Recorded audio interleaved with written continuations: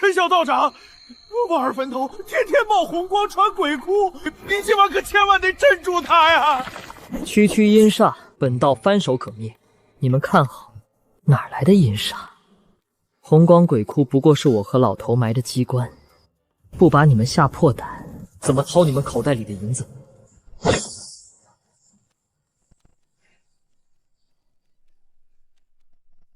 活神仙，小道长真乃活神仙！您这通天法力，就是阎罗王来了也得给您磕头。哼！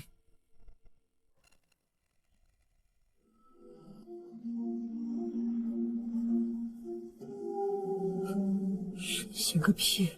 阎王爷真来收我了！我和老骗子根本没埋过这种黑烟机关，这坟里真有鬼啊！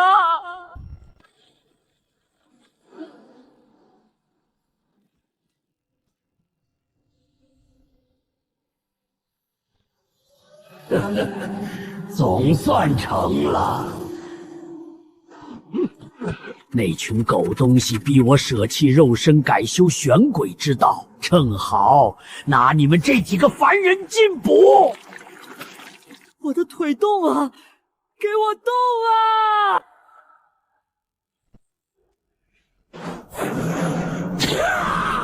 我们曝光！你一个凡人蝼蚁，怎会有此等重宝？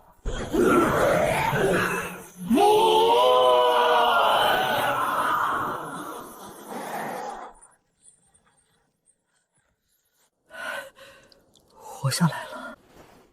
老骗子给我的破珠子，到底是什么东西？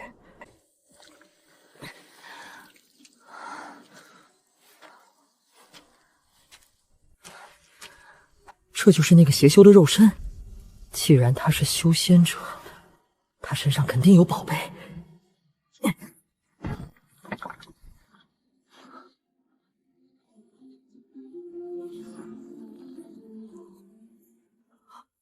这是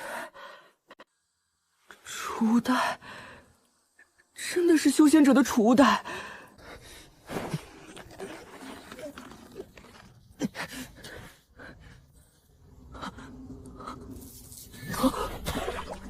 打不开，一丝法力都没有，根本打不开！老天爷，你让我重活一世，在这吃人的世道里，当个朝不保夕的流浪孤儿也就罢了，为什么连个最下等的灵根都不给我？仙凡之品，真就硬生生把我毒死在门外吗？全都是破烂，拿到金山也买不到半个馒头。穿越者的金手指，哼，一面只能吸收月光，修复二手破烂的破镜子。就算我把这魂幡修好了，又能怎样？没有灵根，我连催动它的资格都没有。等等，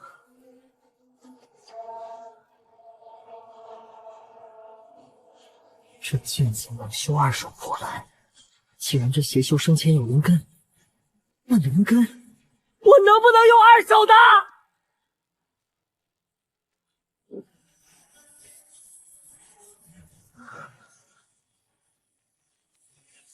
给我吸，给我吸！罢了，终究是命里无时莫强求。凡人就是凡人。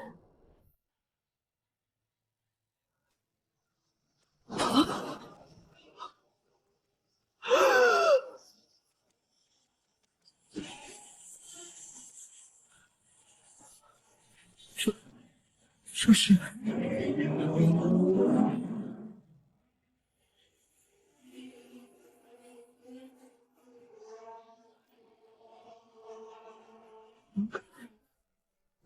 我竟真的拥有灵根了！忍住，这鬼地方刚死过邪修，谁知道还会惹出什么乱子？还好，只是昏死过去了，应该要不了多久便能行转。要是真死在这儿，官府顺藤摸瓜查到我和老头身上，那麻烦可就大了。不行，这破身子实在太虚了，再在这荒郊野岭吹下去，怕是真得死在这里。管不了你们了，保命要紧。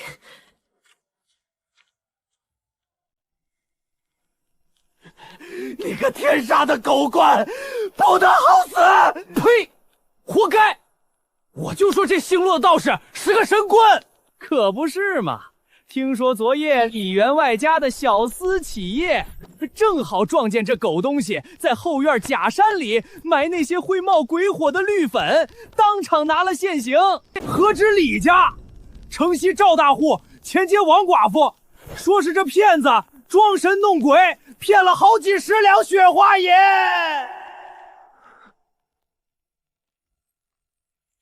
巡检司张捕头下了死命令，这次非扒他一层皮不可。暴露了，镇上谁不知道我是他扮鬼的小徒弟？现在出去，少说也得在牢里脱层皮。不是徒弟我不讲义气，实在是泥菩萨过江，自身难保，各安天命吧。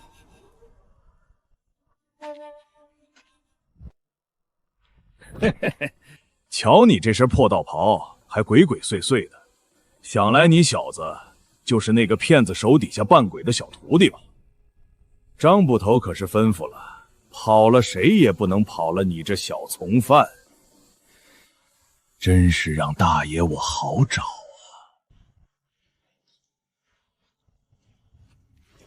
啊！骨头像散架了一样。两世为人，好不容易有了修仙的希望，这破镜子变不出斩断铁锁的神兵，也变不出救命的灵丹。难道真要憋屈的死在这凡俗牢狱里？骆老头，骆老头，你醒了！小兔啊，真是没想到，老头子我敬命了一辈子，最后栽在了这里，还把你这小兔崽子给连累了。老头，你别说这些了，留点力气。我这身子骨本就一身烂病，如今断了腿，肯定活不久了。等提堂会审的时候，你就咬死了一切都不知情，我会将所有的罪责都揽下来。你年纪小，只要装得可怜些，那些县太爷顶多打你一顿板子，绝不会落得死罪下场。以后的路，你得自己走了。老头，我绝不让你白死，一定有办法破局。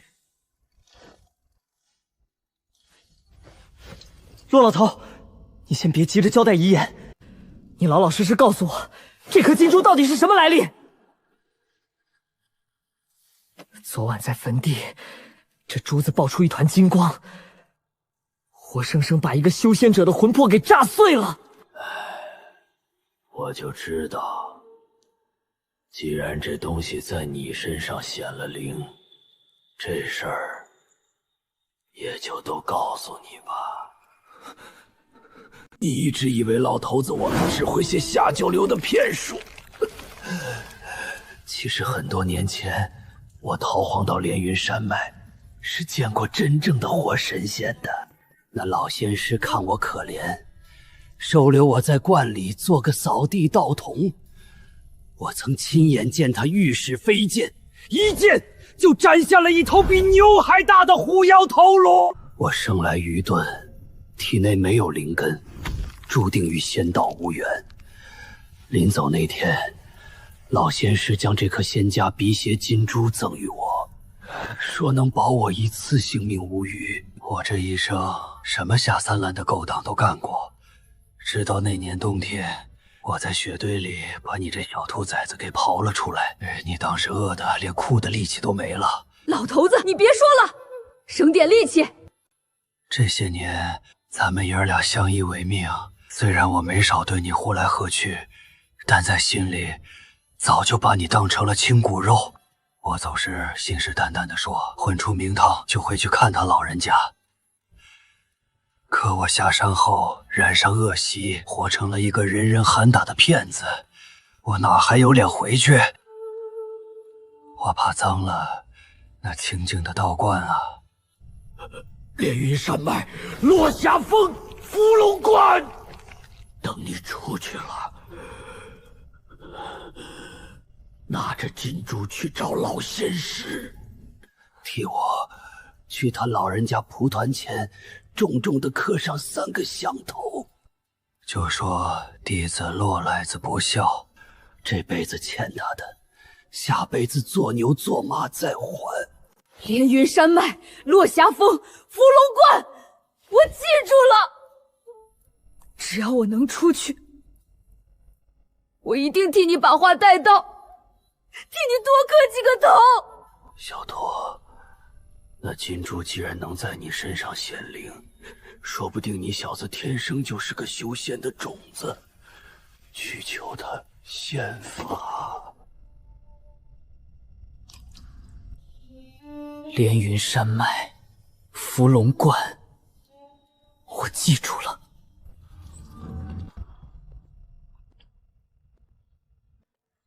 哟，老头咽气了，倒省了过堂挨板子的功夫。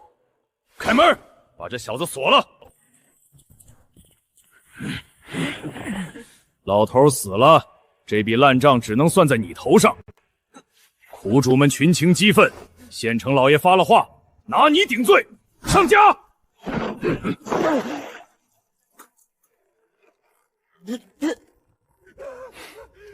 刀下留人，张捕头，留人啊！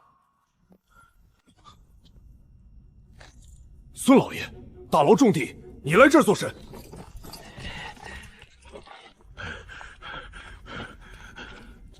陈小道长，活神仙啊！昨夜若非您大展神威，用金光劈碎了那坟里的恶鬼，我孙某人一家老小就全完了。快响！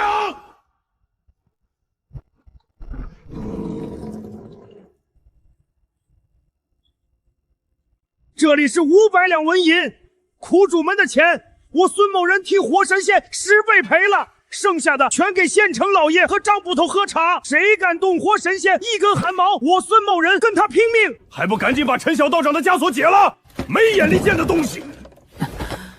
有钱能使鬼推磨，老头儿，你算计了一辈子，竟不如这阴差阳错的几百两银子。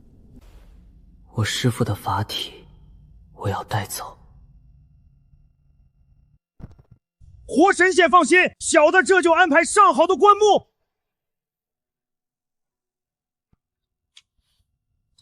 骆老头，你这辈子最喜欢喝这春风楼的掺水烈酒，今日便让你喝个够。你骗了人一辈子，临了临了，却想当个舍己救人的好师傅。可惜啊，你算盘打得虽响，但终究还是没算准这世道的规矩。不过也罢，阴差阳错之间，总算是让你徒弟我捡回了一条性命。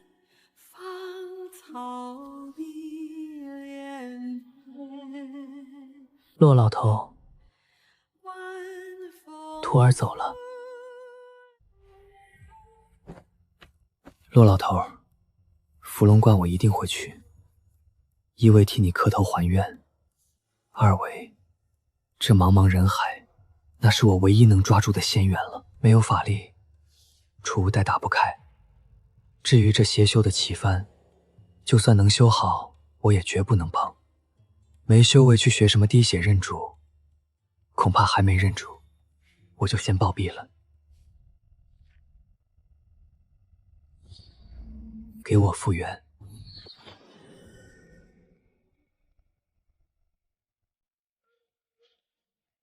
七煞诀，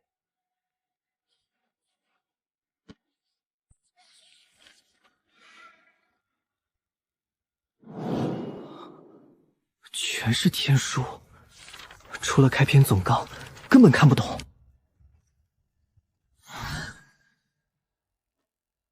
原来是配套的邪功。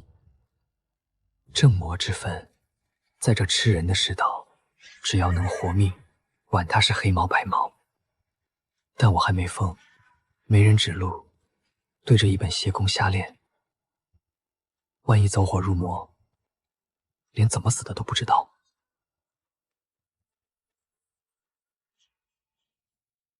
能量耗尽了，说这唯一能保命的底牌废了，接下来的路可怎么走？既然这宝镜能修复二手之物，能不能成，试一试便知。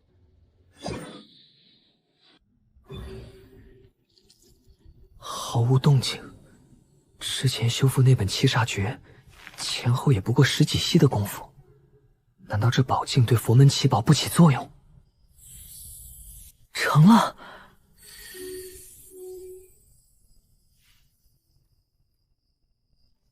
能量耗尽了，越是难以修复，越说明这东西来历极大。若是几下就能修好，我反倒要怀疑它的威能了。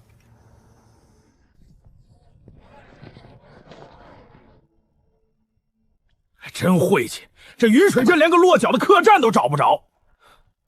能不人多吗？伏龙门这次大开山门，广收门徒，方圆数百里想送自家子弟去学武的，全扎堆过来了。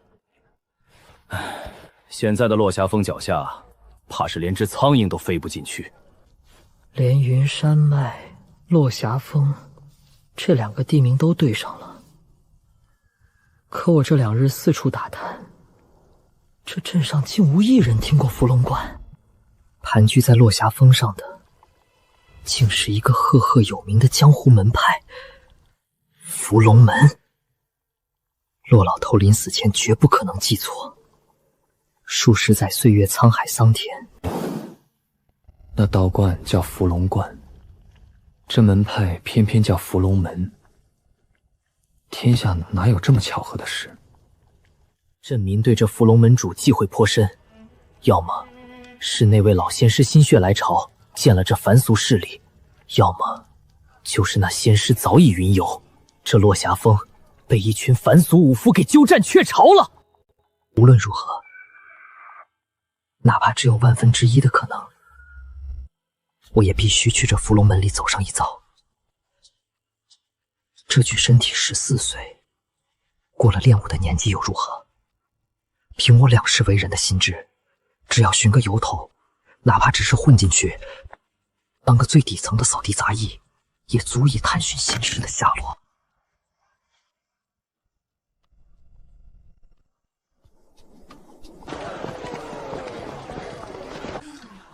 陈大哥，你快看，那高台上站着的，肯定就是伏龙门的大人物了。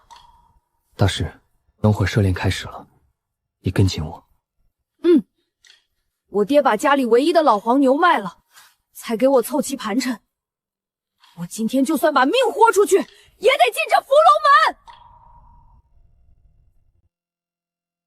入我伏龙门，须得有超出常人的毅力，1个时辰之内，顺着藤条爬上崖顶者，方为合格。中途掉落或是超时，统统遣送下山。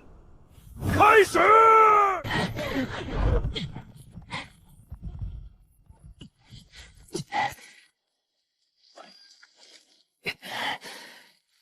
这副破身子骨太虚了，再这么爬下去，绝对会脱力掉下去。只能找个隐蔽角落，用宝镜恢复体力了。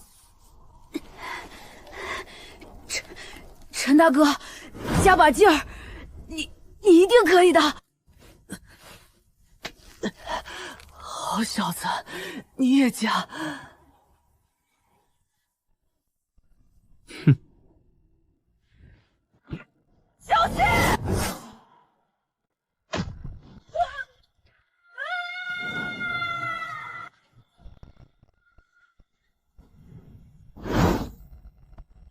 大师，抓稳我的藤条，千万别松手！陈大哥，我的手好痛！别说话，抱住藤条！不，我不能掉下去。这是爹好不容易才给我换来的机会，我一定要加入伏龙门。陈大哥，谢谢你拉我一把。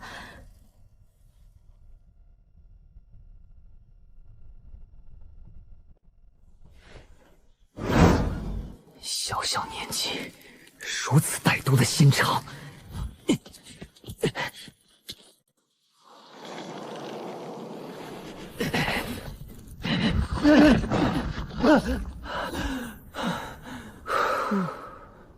好险！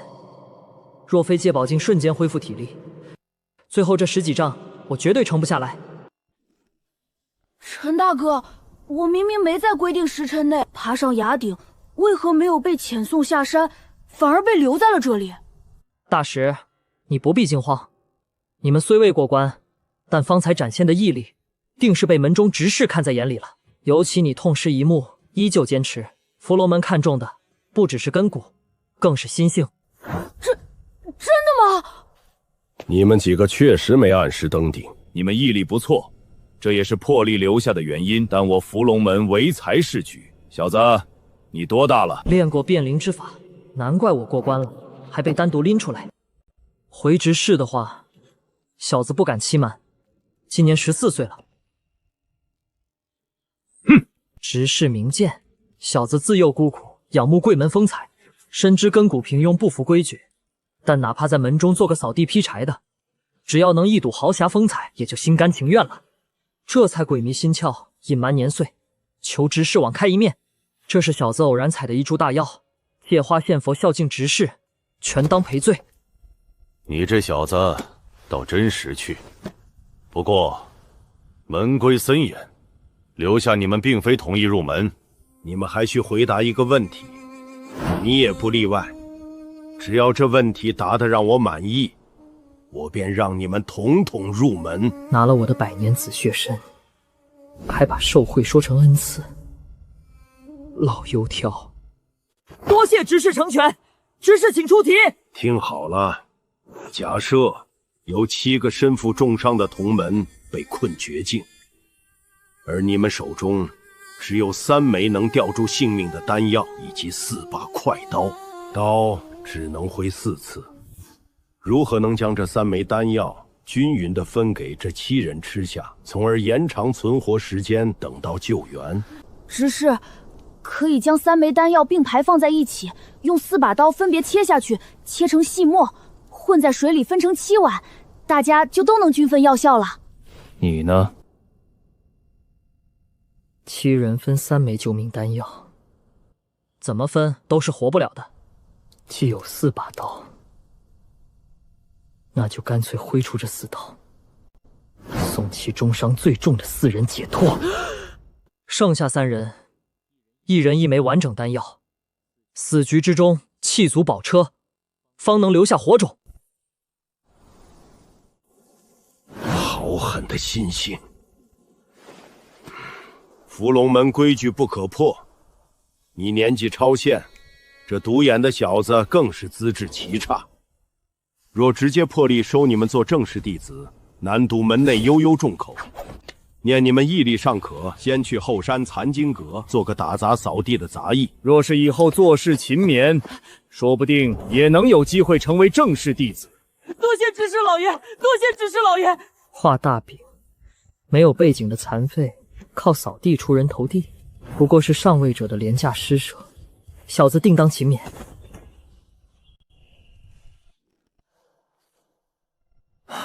总算是收拾妥当了。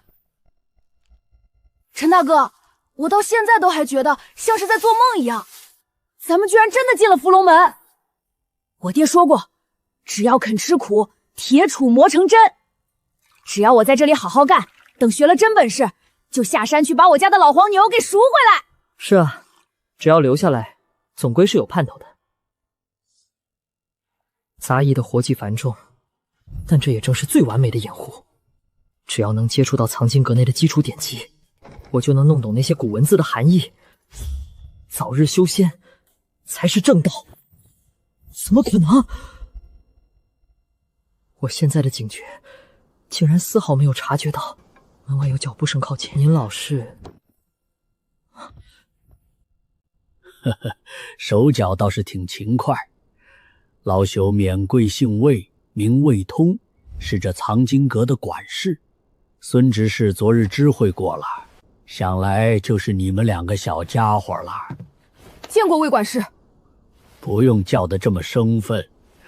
老朽在这藏经阁待了很多年，你们若是不嫌弃，以后叫我一声魏老头就行了。魏老伯折煞小子了，以后我等便归您管辖，但凡有差遣，魏老伯只管吩咐便是。是个懂事的小子。既然来了这藏经阁，规矩得先交代清楚。阁内1楼存放的多是些杂经古著，你们每日清晨须得将书架擦拭一遍，切记不可弄坏了典籍。至于外头的演武场，落叶须得在午时之前清扫干净。魏老伯放心，我等谨记在心，绝不敢越雷池半步。只要守规矩，在这干活倒也清静。去前面领了家伙事，开始干活吧。老朽要去阁外晒晒太阳喽。走路无声，拐杖落地无音，这伏龙门果然藏龙卧虎。走吧，该干活了。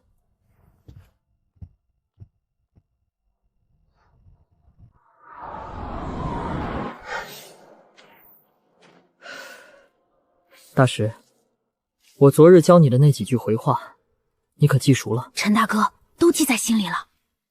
若是遇上面色不善的正式弟子，便低头退让，只说师兄武功盖世，小人眼拙。若是遇上管事问话，就专挑他们爱听的奉承，绝不乱接话茬。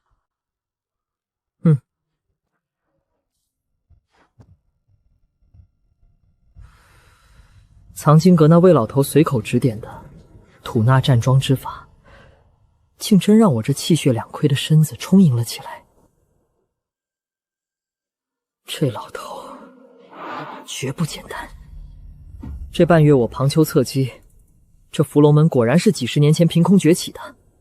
更可怕的是，那位常年闭关的门主曹野，竟是个修仙者，门内无人知晓老仙师的存在。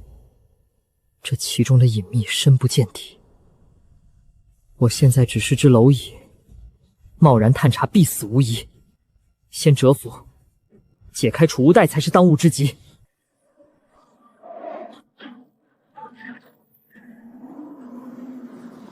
借着打扫藏经阁翻阅古籍，总算把这些古字认全了。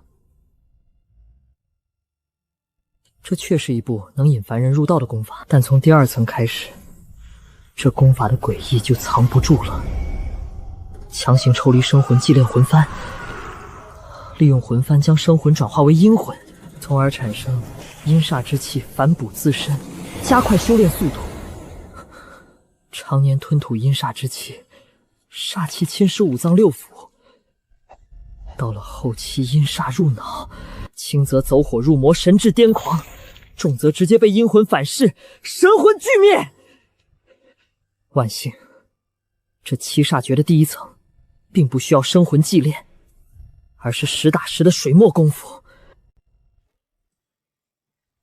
只要修成第1层，引气入体，哪怕只有一丝微末的法力，我也能打开那邪修的储物袋。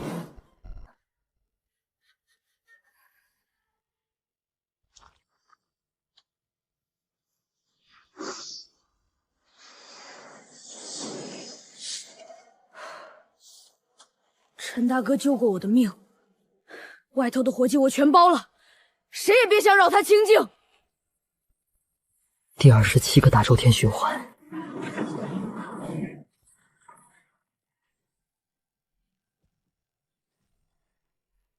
常人每日运转4、5个周天便是极限，贪功必死。若无宝镜吊着命，我这种绝路练法早暴毙100回了。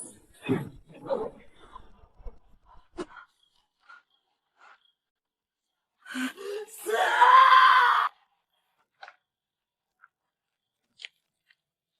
整整半个月，日夜不停的风莲，却依旧感应不到一丝气。难道我体内这2手灵根，连最不入流的伪灵根都不如？凌啸早就十不存一了，没有退路。就算是块朽木，我也要生生凿开这仙凡的壁垒！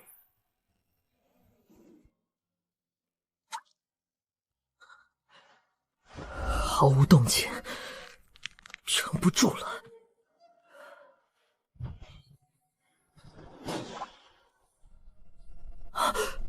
这是……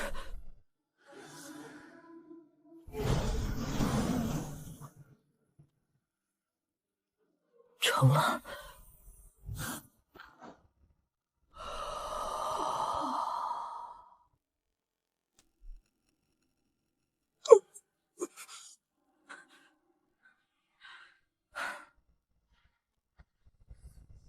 炼气1层，法力已生。仙凡之别，我跨过来了。陈大哥，你起了吗？时辰不早了，咱们该干活了。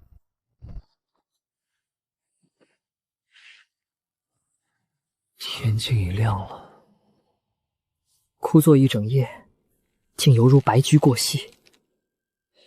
突破炼气1层，浑身仿佛有使不完的力气。好，这就来。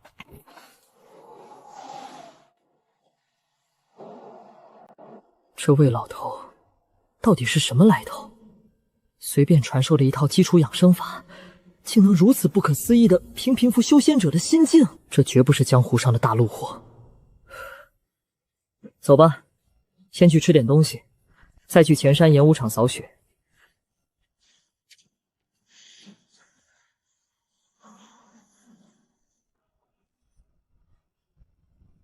下盘要稳，出拳要狠。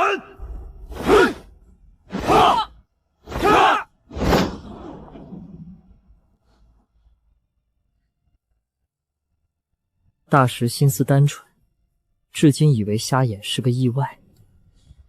没有掀翻棋盘的实力之前，所有的愤怒都只是无能的犬吠。以前我还是凡躯时，看这些武功招式犹如一团乱麻，但现在……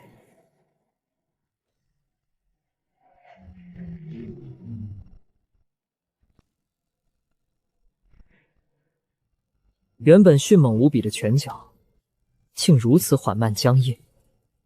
每一拳的轨迹、发力的节点，全都是破绽。招式僵硬，气血滞涩，这所谓的武林绝学，在仙道面前，竟是不堪一击。大石，别看了，赶紧把这片扫完。待会儿还得去库房搬炭火。看着没，小爷我这套拳法练得多快！哟，师兄，新发的衣服脏了，没长眼的东西，滚远点，弄脏了我的衣服，你赔得起吗？我不是故意的，是你自己站得太靠外了，还敢顶嘴！今天小爷就教教你规矩。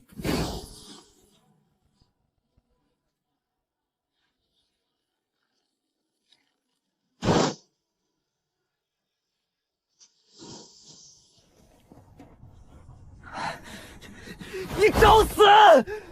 哎呦，师兄息怒，师兄息怒啊！这小子手脚笨，不长眼，冲撞了师兄，实在该罚。师兄您是何等身份，前途无量的人中龙凤，何必跟我们这两个杂役一般见识呢？若是为了我们气坏了身子，脏了您的手，那可就是我们万死莫辞的罪过了。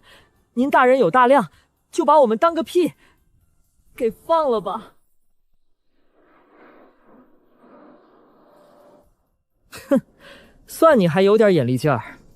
今天算你们运气好，以后走路招子放亮点，再惹到小爷头上，非废了你们不可。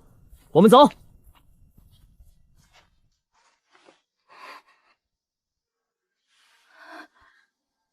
陈大哥，扫雪吧。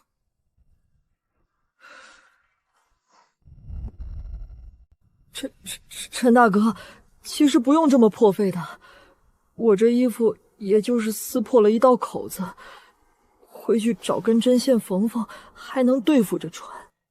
行了，别啰嗦。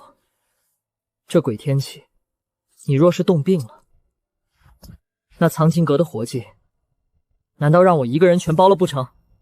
这买衣服的钱算我借你的，等你以后发迹了，再还我便是。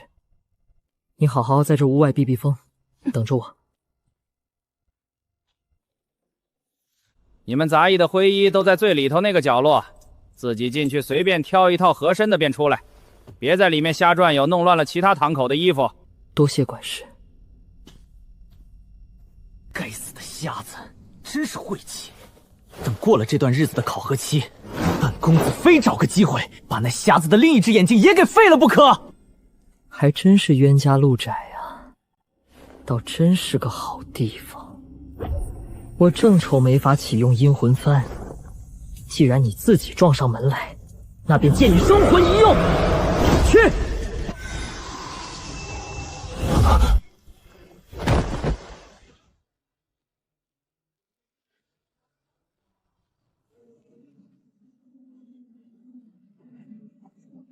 这就是生魂吗？第一次动手，我竟没有半点惶恐，反而觉得兴奋。看来我骨子里还真有几分当魔道巨破的潜质。你还认得我吗？认得，你是今早那个扫地的杂役。在被彻底炼化前，竟还有搜魂盘问的蹊跷。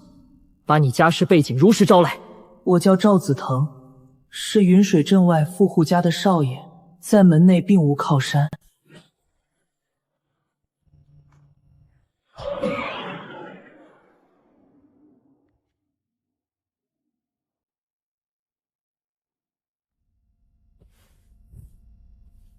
毁尸灭迹，死无对证。这库房四通八达，侧门众多，就算上头追查，谁又能凭空指认一个毫无武功的杂役能让一个大活人凭空蒸发？1个月前，赵公子失踪那晚，你当真一直在柴房睡觉，未曾听到任何动静。教习明鉴，小人那晚扫雪累坏了，倒头便睡得死沉。赵公子那是何等金贵的人物，小人连多看一眼都不敢，哪能知道他的去向啊？算了，这小子连半点内力都没有，问他也是白问。估计那赵子腾是受不了苦，自己连夜逃下山，或者失足跌落悬崖了。晦气，白费这1个月功夫。走吧，上头也不打算查了。死无对证，这桩悬案算是彻底翻篇了。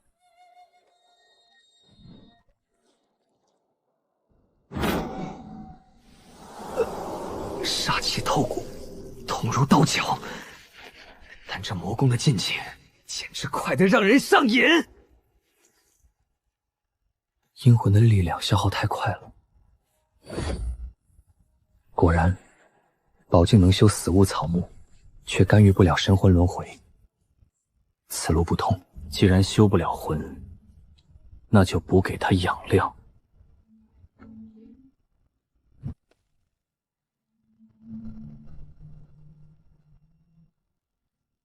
这狂暴的草木煞气我吸不了，但用来喂你，正合适。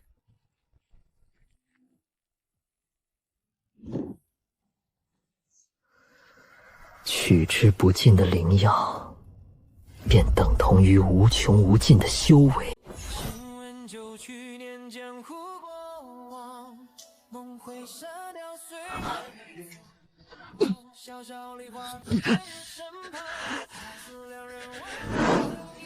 滚出去！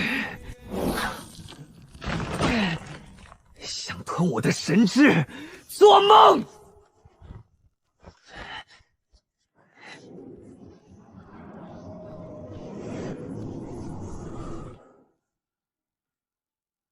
阴煞入脑的前兆，看来这捷径的代价来了。必须在这隐患彻底爆发前，找到护住神魂的法门。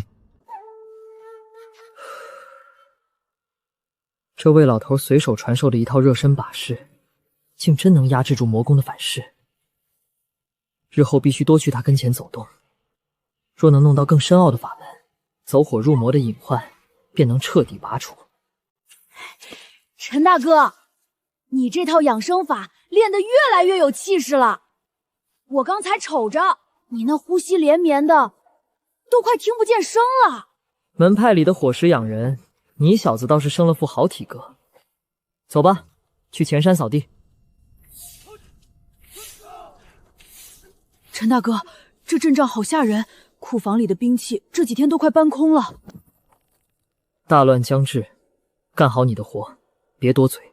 伏龙门这些年疯魔般扩张，底下的归降势力全靠扣押家眷强行压制。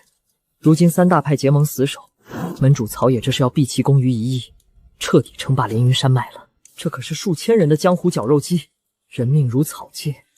对我的阴魂分来说，简直是一场饕餮盛宴。只要我能在战场上立下奇功，晋升门派高层，便能名正言顺地见到那位神秘的曹门主，探寻老仙师的下落。恶鬼对凡人而言无形无相，在混战中放出恶鬼吞噬易散的生魂能量，神不知鬼不觉，一石二鸟。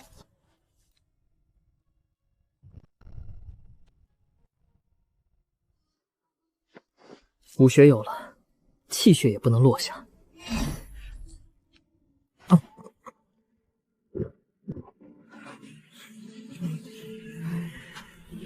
来！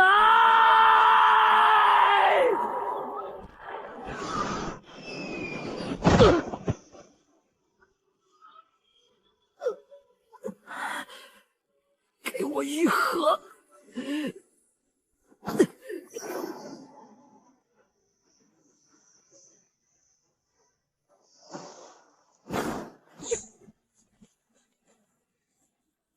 飞花祝月！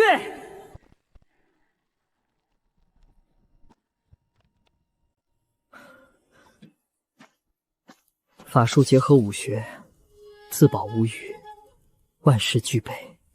只是我该如何以一个14岁、手无缚鸡之力的杂役身份，合情合理地加入到这场血腥的争斗中去？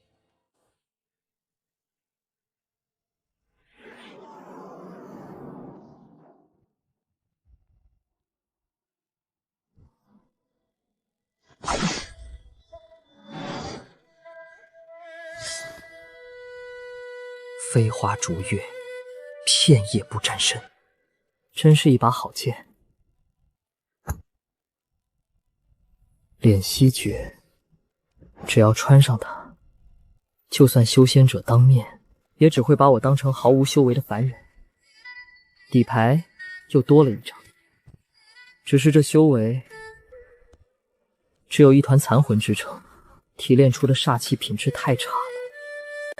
若无星魂补充，炼气2层遥遥无期，必须想办法弄点残魂补给。城乡的兵刃连夜下山，连落霞峰都实行了严苛的宵禁。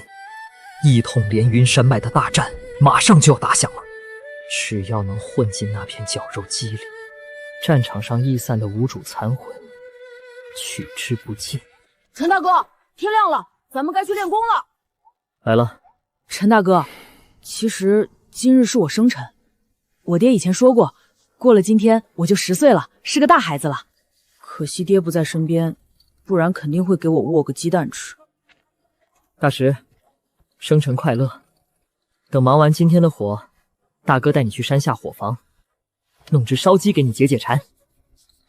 真的，谢谢陈大哥。怎么可能？我现在的五感，竟然连一丝脚步声都没察觉到。这个老头到底是什么人？见过魏管事。见过魏管事。你们2个小子不用去扫地了，老朽今日来是有一件差事要交给你们。门主下了严令，这次倾巢而出，务必要将断水帮等3家余孽一网打尽。前方厮杀地界广阔，各堂口人手捉襟见肘，山上所有能跑能动的杂役全数调拨随行。你们二人跟着车马下山，在阵线最后头，负责生火造饭，搬运伤员。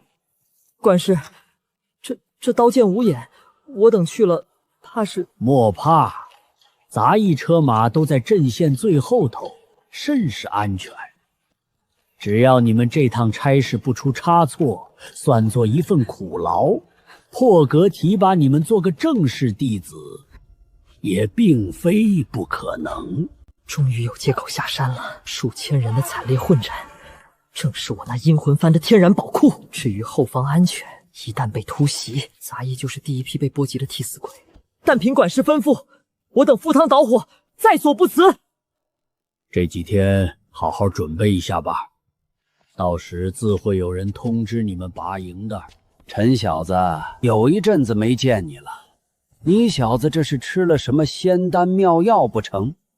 身子骨竟长得如此快了。管事，不过老朽看你印堂有些发黑呀。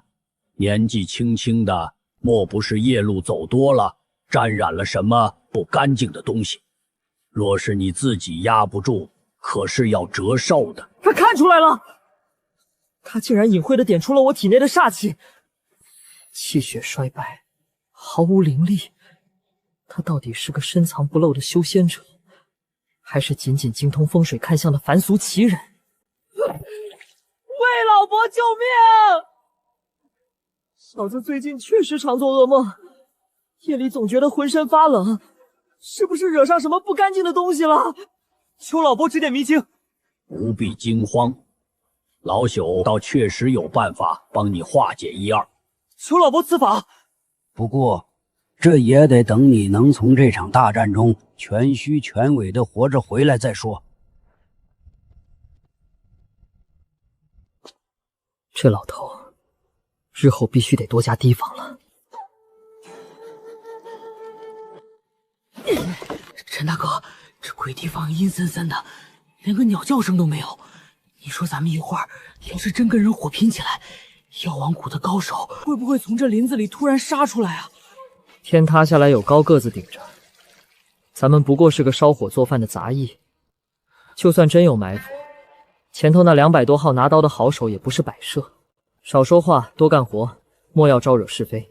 伏龙门这次不集结主力直捣黄龙，反而将人手化整为零，四面出击，这是怕3大帮派在外围暗藏骑兵，要来个斩草除根。更妙的是，这支杂牌军的带队之人，竟是当初收了我百年紫血参的孙长雄之士。只要寻个合适的契机，展露一点价值，顺理成章地摆脱这杂役身份，便大有可为。诸位，都说说吧。再过2个时辰，便要对10里外的枫林庄动手了。孙某实属看不懂上面的调度，何必将人手拆得七零八落，跑到这鸟不拉屎的地方来受罪？孙执事，伏龙门行事向来霸道绝伦，上面那些大人物的心思，哪是我们能猜透的？不错，凭咱们这般竭泽而渔的做派，若不是门主深不可测，这江湖上早没咱们立足之地了。哼，我等如今也只能把脑袋拴在裤腰带上，陪着执事走这一遭。报，孙执事，属下已在枫林庄外摸查了一番，却发现了一桩极诡异的怪事。庄子里一个喘气的都没有，连个巡夜火把都没点。属下用石子和尿明暗号试探，毫无反应。你可看仔细了？那枫林庄里藏着不少贵重之物，绝不可能连个驻守的人都没有。属下敢拿脑袋担保。庄内静得可怕，而且外围泥地上并无车辙与脚印，根本没有半点仓促转移东西的痕迹。既然不知情，为何会莫名其妙地摆出一座空宅子？难不成是药王谷察觉了风吹草动，提前转移了？就怕这摆明了是个陷阱，说不定那庄子里布了什么杀阵，就等着咱们进去送死呢。那依你的意思，咱们这100来号弟兄就在这儿干看着，违抗门派死令，不战而退？当务之急，必须先派几人探探里头的虚实，枫林庄空无一人，急需炮灰探路。我等待的立功契机来了。孙执事，咱们何必为这事儿犯愁？这次门中不是配发了不少随行杂役吗？探路这等粗活，让他们去办也就是了，死了也就死了。咦，是你小子？小人陈拓，见过孙执事，难为执事大人还记着小人。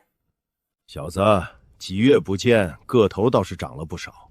怎么，咱们伏龙门的伙食就这般养人？说起来，咱们倒还真有缘，你竟分到了我的队里。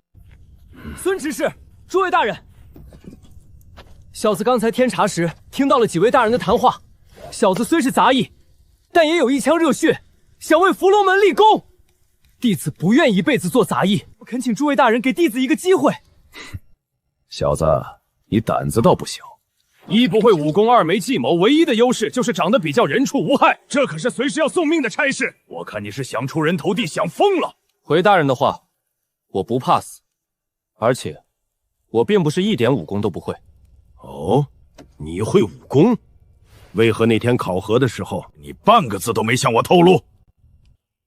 孙执事明鉴，弟子曾在武馆里做过几年学徒，从小痴迷武道，也学了点庄家把式。后来遭遇变故，患了场重病，这武功便被迫放下了。考核那日，弟子深知自己那点三脚猫功夫不值一提，直到入了门，每天旁观师兄们练武，看着看着，心里的那团火就又烧了起来，这才照猫画虎，把以前的底子重新捡了起来。试探我的武功底子。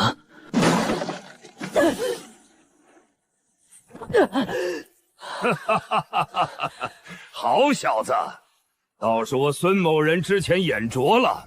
此前考核时，竟丝毫没看出你小子还有这等身手。既然你有如此手段，我现在便做主，认你为正式弟子。今夜探路之责便由你来。若能顺利探明这枫林庄虚实，回去之后，我保举你升为内门弟子。多谢执事大人栽培，弟子定不辱使命，肝脑涂地。想要在这乱局中自保，就必须把主动权握在自己手里。这探路先锋，正合我意。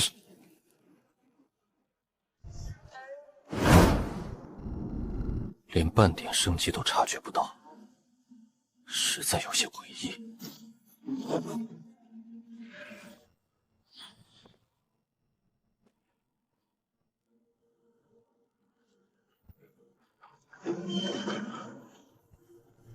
药王谷的人去哪儿了？这庄子里到底布了什么局？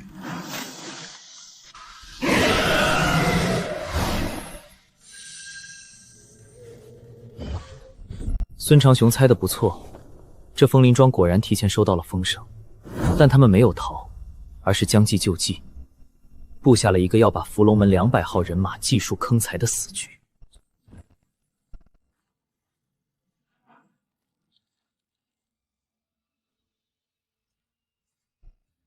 好精巧的暗格，严丝合缝到了极点。若非我探查了那道灵石，哪怕我有着炼气1层的修为，也根本察觉不到自己已然置身于5、60个杀手的包围圈中。狮子搏兔，亦需全力。我不过才堪堪踏入炼气1层，若是太过托大，早晚得在这世俗江湖的阴沟里翻船。不过这暗格开凿的极深，固然完美收敛了气息，却也大幅削弱了他们对外界的感知。我方才动用法器，根本没有发出半点声响，他们一无所知。百草清灵丹，那情报没假。药王谷为了今夜的独掌伏击，特意给精锐赏赐的解毒圣药。现在退出去，将消息如实禀报给孙长雄。孙长雄生性多疑，定会盘问我如何制服敌人的。退一万步讲，就算他信了，顶多算我一个探路的苦劳。既然你们不把杂役当人看，我又何必去管你们这群江湖草莽的死活？顺水推舟，把孙长雄和那200号人马放进来，等他们深入庄内触发毒瘴，这50-60名杀手暴起发难。届时，这庄园是一处绝佳的灵石宝库。等到双方厮杀正热，孙长雄陷入绝境之时，我再适时出手。微末的苦劳，哪比得上雪中送炭的救命之恩？携此大恩，足以换取伏龙门高层的绝对信任。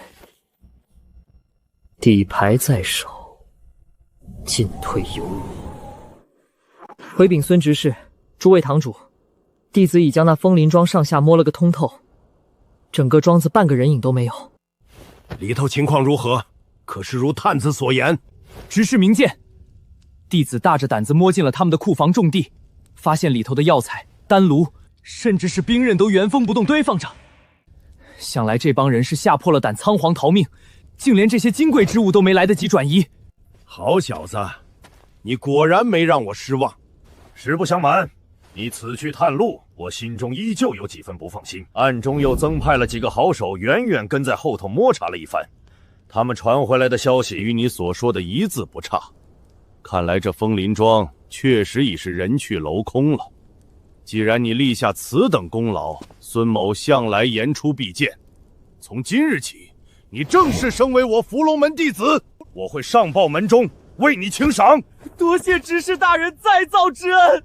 既然你摸熟了地形，一会儿便由你带路，传令下去。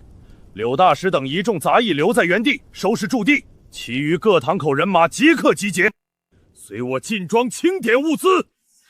禀执事，属下2人已将前中后3进院落皆搜查了一遍，没发现半个活人，也没有任何引火的硝石猛火油之物，确是空城无疑。弟兄们，进庄！入庄后切莫大意。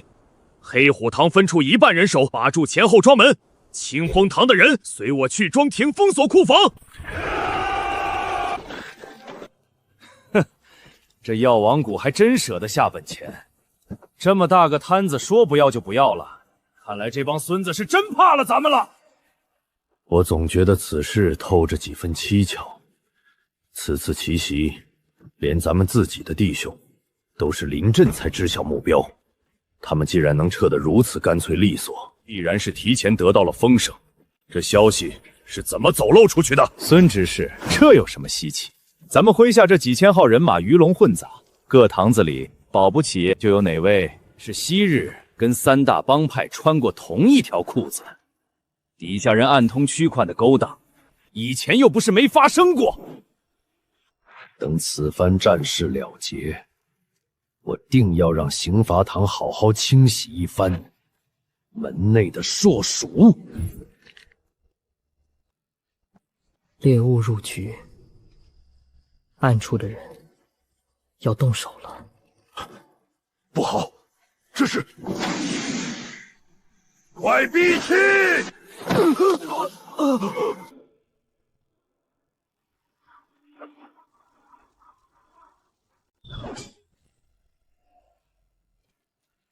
该死！这帮枫林庄的杂碎，竟然布下如此阴毒的杀局！孙执事，此地不宜久留。这毒太过古怪，我等虽已在第一时间闭气，但这氯气竟能顺着周身毛孔往里渗。我现在的内力运转，已经开始出现滞涩之感了。李堂主所言极是，这毒物若是吸入过多，只怕神仙也难救。咱们先想办法突围离开这庄子，只要撤到外头，再图后继。终于乱起。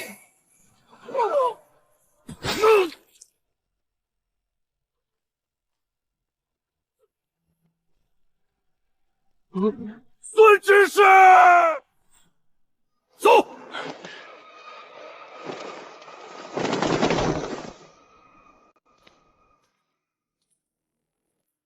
看来你们就是带队之人了。地上那个昏迷的，给我抓活的带回去交差。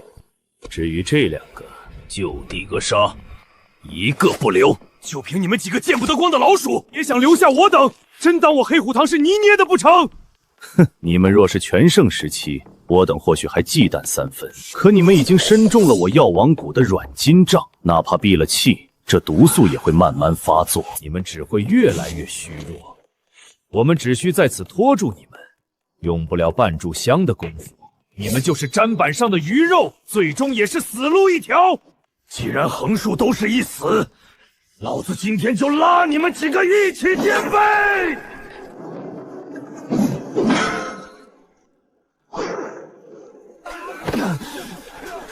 杀一个够本，杀2个赚1个。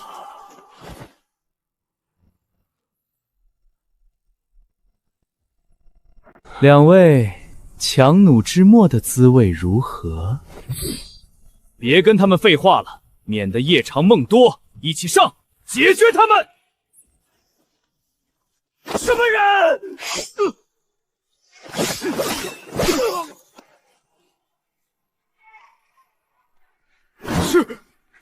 是你小子！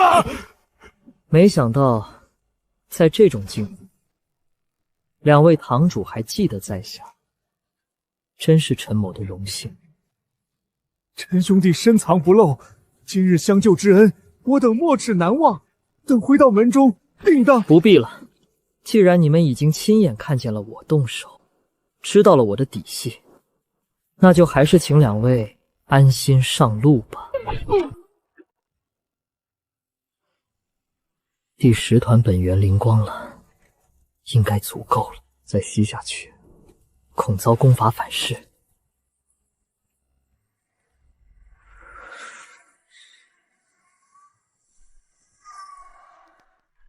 第一次连败5人，竟毫无波澜，反而兴奋。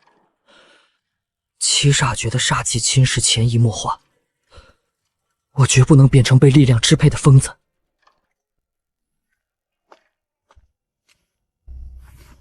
心脉尚在，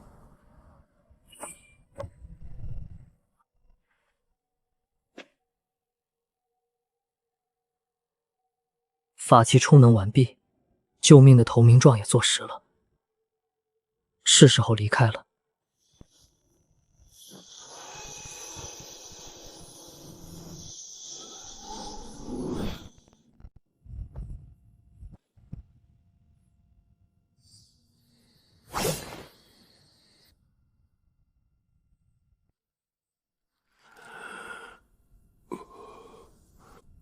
孙执事，你终于醒了。陈拓，你怎么会在这里？这是何处？昨夜到底发生了什么事？赵堂主他们呢？孙执事，这里是枫林庄外10余里的密林。昨夜真是太可怕了，那毒雾来得太快，弟子吸入了一点，四肢发软。恰好看到赵堂主劈死了一名黑衣杀手，那杀手怀里掉出一个白色瓷瓶，弟子病急乱投医，吞了一颗，果然好受了许多。可等弟子探出头，却看到您倒地不醒，而赵堂主和李堂主已经被黑衣人死死围住，眼看是不活了。什么？弟子当时心里只有一个念头：您对弟子恩重如山，弟子就算拼了这条烂命，也绝不能让您死在那些杂碎手里。趁着杀手围攻2位堂主，弟子将您拖入隐蔽角落，把剩下的解药给您喂了一颗，然后背着您顺着暗沟一路逃了出来，摔了这一身的伤，才侥幸逃到这里。天不亡我，好小子，好兄弟！我孙长雄在江湖上见惯了背信弃义，没想到今日竟被你一个少年郎从鬼门关拉了回来。陈小子，你听好了，从今往后，你就是我孙长雄的过命兄弟。只要能顺利回到宗门，我拿人头担保，定要将你保举进执法堂，做我的嫡系副手。孙大哥折煞小弟了，小弟只是做了该做之事，哪里敢奢求如此厚报。别说了，此事就这么定了。当务之急是我们必须尽快赶去与其他散路会合。昨夜之举太过蹊跷。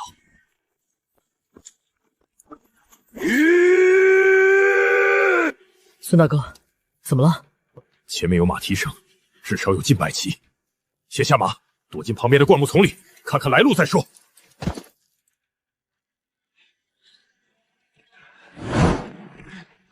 是自己人，是执法堂的吴执事。老吴，是我，孙长雄。老孙，你他娘的居然还活着！老吴，你们这是怎么回事？你们不是去攻打翠竹山庄吗？怎么会落得如此田地？别提了，娘的，我们中计了！翠竹山庄根本就是空的，老子带人刚一进去，四面八方就射出了连弩和毒烟，庄里的精锐早就埋伏在里面，就等着瓮中捉鳖呢。啊，看来整个伏龙门的奇袭计划已经被人泄露出去了，三大帮派就等着我们往里钻。对了，老孙，你带去的人全军覆没，就剩你一个逃出来，这小子是谁？老吴，你可别小看这小子，他叫陈拓。若不是这小子昨夜在毒雾中拼死相救，我孙长雄的骨头早就在枫林庄里凉透了。他是我的救命恩人，等回了门派，我便要引荐他入我们执法堂。小兄弟好胆色，既然是老孙的兄弟，以后便是一家人了。不敢，不敢。事不宜迟，这里的消息必须立刻传回总堂。走，我倒要看看其中到底有什么蹊跷。驾！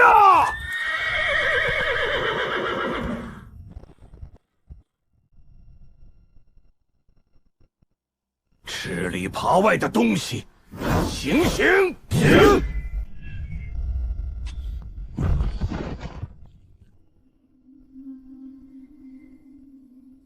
奇袭吃亏，肃清内鬼。这头名为伏龙门的贪婪巨兽，在震怒过后，终于要露出它最稳健的獠牙了。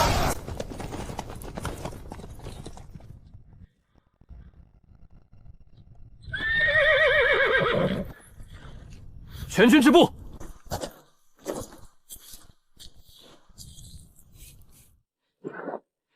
风象正对谷口，土里藏着硫磺与火油，药王谷的人想用毒火把我们全困死在这葫芦口里。田丰营退后30步，弓弩手换火箭，目标两侧高坡枯林，放！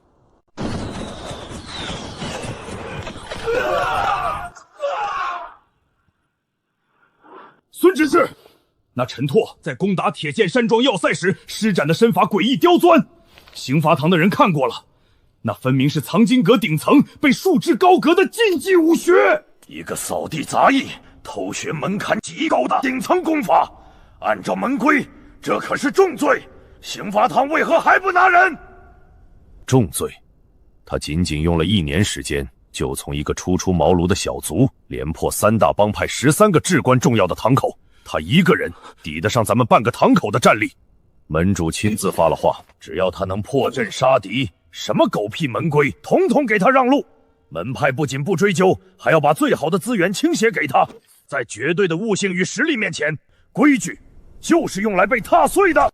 狂妄庶子，破我守山剑阵，毁我100年根基，老夫今日定要让你付出代价。你的废话太多了。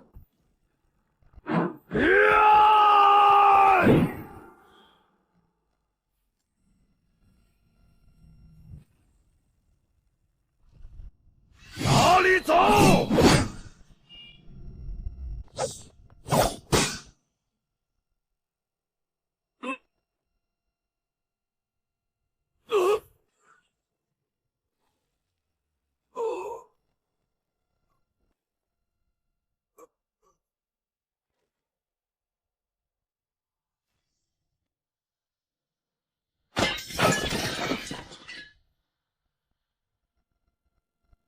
陈拓，这一年你屡立奇功，用赫赫战功证明了你的实力。门主有令，按次堂初见，特破格提拔你为按次堂副堂主。如今这青州江湖上，谁人不知你鬼影剑客威名？连铁剑山庄的长老都折在了你手里，这副堂主之位，你当之无愧。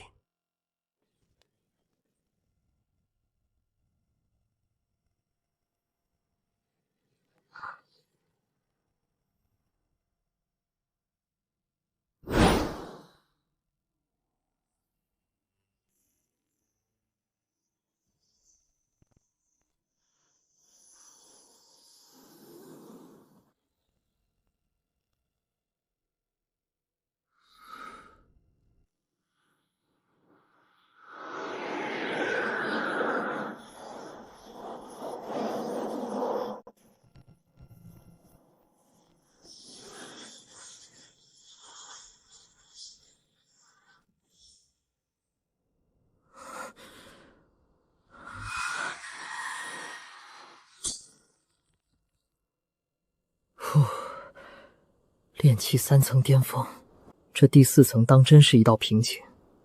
无论如何冲击，依旧是差那么一丝。想要突破，唯有继续增加藩内灵石基数。又要去掠夺他人的灵石了吗？1年了，以前动手，心中多少会有波澜与权衡。可现在，看着鲜活的生命在剑下凋零，心中竟如同一潭死水，甚至本能地生出对生命的冷漠与掠夺的渴望。这种不受控制的情感剥离，太可怕了。我想修仙，想长生，可我绝不想修成一个没有感情的怪物。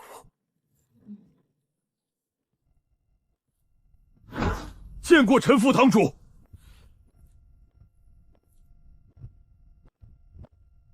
3日后，奇袭铸剑峡。这是铁剑山庄最后的命脉。传闻那天罡剑阵威力惊人，可惜那名负隅顽抗的内门执事的残存灵石，早就在我的黑煞幡里把底细交代得一干二净了。只要拿下此地，我这副堂主的副字便能顺理成章地摘取。1年了，我费尽心机爬到这个地位，为的根本不是权力，而是那位门主曹野。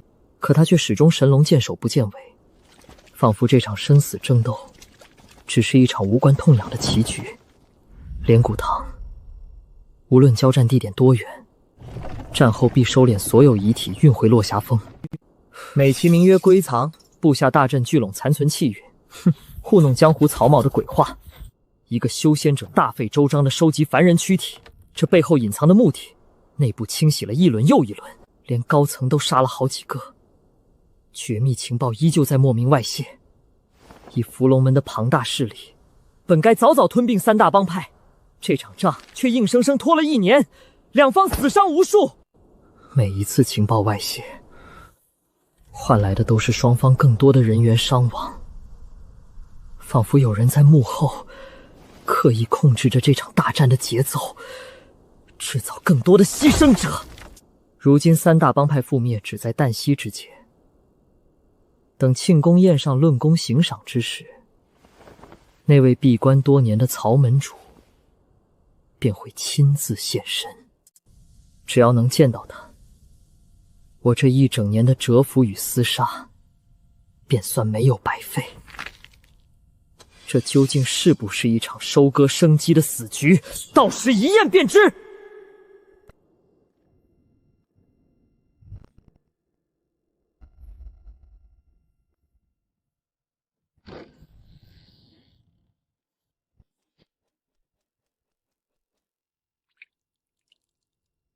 大师，这么晚了还在练呢，你倒是用功得很。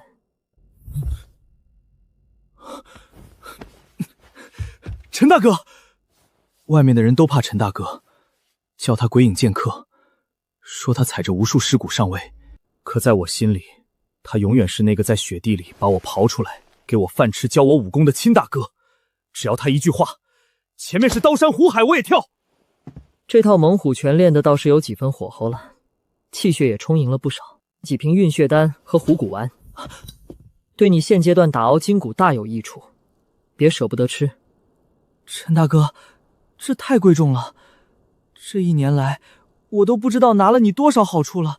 我这寸功未立的，整日躲在后方享福，实在没脸再收你的东西了。少跟我来这套虚的，你叫我一声大哥，我自然拿你当亲弟弟看。给你就拿着，早日把武功练好，就是对我最大的报答了。仙凡有别，我终有一日要查清伏龙门底细，寻老仙师踪迹，踏入修仙界。我不可能庇护你一辈子，只能在离开前让你有在这吃人世道里自保的本钱。陈大哥，我听底下人说，几日后咱们暗祠堂要去攻打铸剑峡，我也想跟着去，就算是给你牵马递刀打个下手也成。不行，铸剑峡凶险异常，你实战火候未到，现在去了也是白白送命。这几日你老老实实待在落雁谷，刚才看你打拳，下盘沉稳还差了一丝，你把老树盘根那一事再好好琢磨。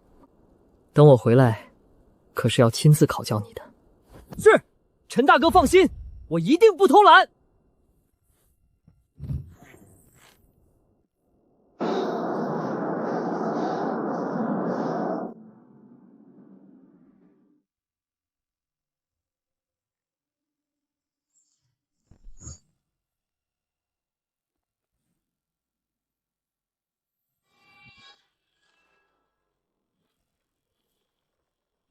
武功高绝至此，我与薛铁联手竟走不过10几招，只是不知他这排兵布阵的谋略，是否也如他的剑法一般骇人。陈副堂主都已经准备妥当了，随时可以拔营。陈副堂主，这祝剑侠可是一块难啃的硬骨头，里头坐镇的铁面剑徐铁山，可是个狠茬子。江湖上一直有传闻，说这徐铁山早年间曾以后天巅峰的境界，拼死杀过一名传说中的修仙者。虽说多半是假的，但我们可得防着点儿。薛铁说的没错，那传闻不管是真是假，空穴来风必有其因。后天武者杀死低阶散修，并非全无可能。若是此人当真杀过修仙者，肯定得到了修仙之物，到时候将其抽魂拷问，定有意外收获。传闻不可尽信，但也绝不可轻敌。严格按计划行事，各司其职，切莫乱了阵脚。是。出发！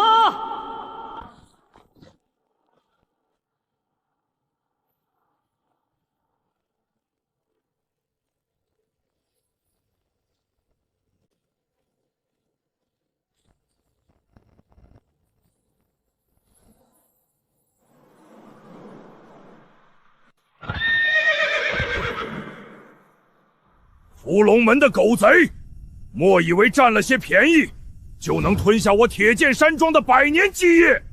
今日有我等在此，祝剑侠便是你们的葬身之地。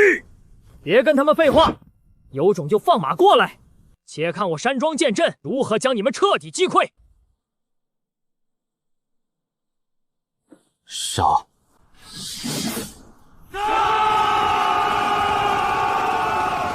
结阵！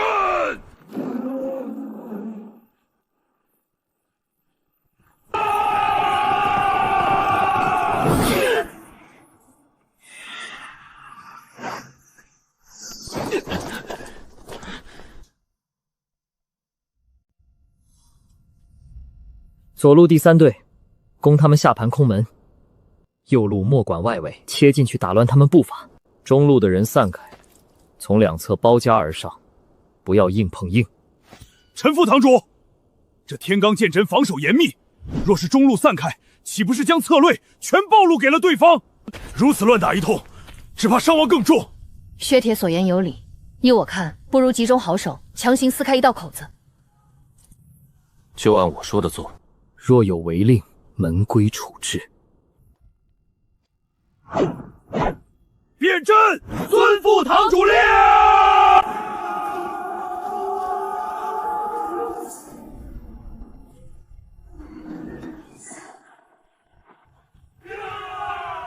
怎么会这样？那小子是谁？为何一眼就能看穿天罡剑阵的弱点？如此年轻，难道他就是那个凶名赫赫的鬼影剑客？不行了，剑阵乱了，挡不住他。若是徐长老出关就好了。撤！让所有弟子往后山撤！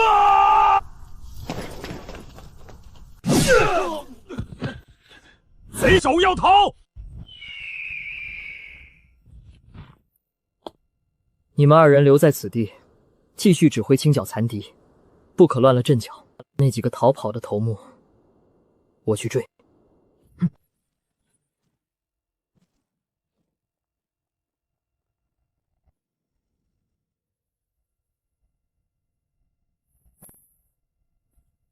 这2人皆是好手，短短几息间，竟连反抗的痕迹都没有就被抹杀，好快的剑！贪生怕死，临阵脱逃，置同门性命于不顾，该杀！难不成此人就是薛铁口中那位坐镇此地、杀过修仙者长老徐铁山？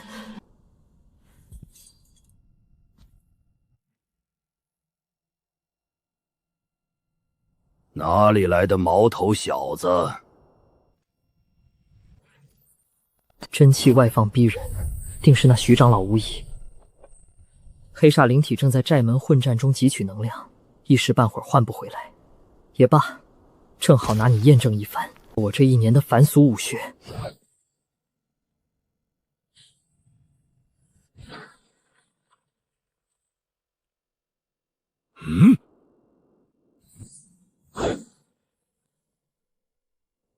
好诡异的身法！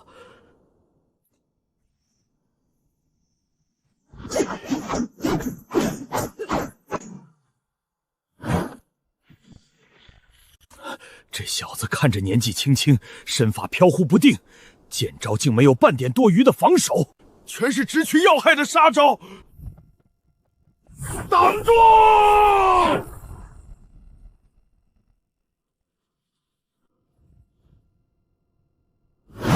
小子，你是何人？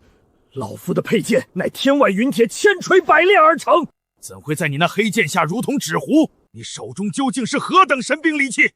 在下名号不足挂齿，倒是听闻铁剑山庄徐长老早年曾杀过一位修仙者，不知此事是真是假。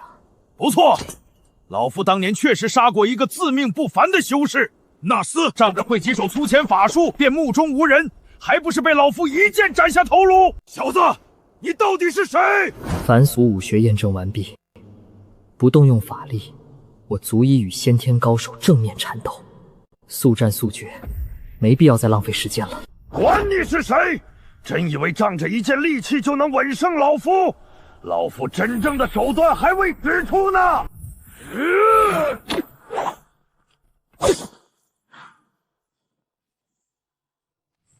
不好，连黑剑都能损伤，这飞针是法器。你竟能挡下这飞针？不可能！此针乃是仙家之物，无坚不摧。你那黑剑到底是什么来历？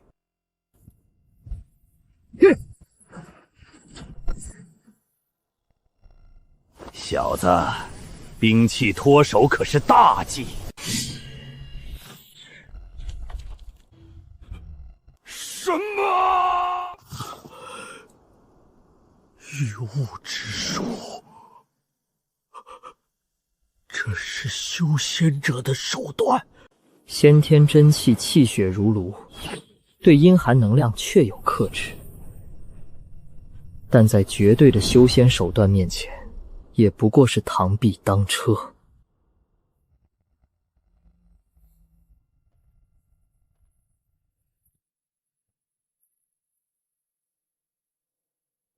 现在，你一个后天武者，凭什么能杀得了修仙者？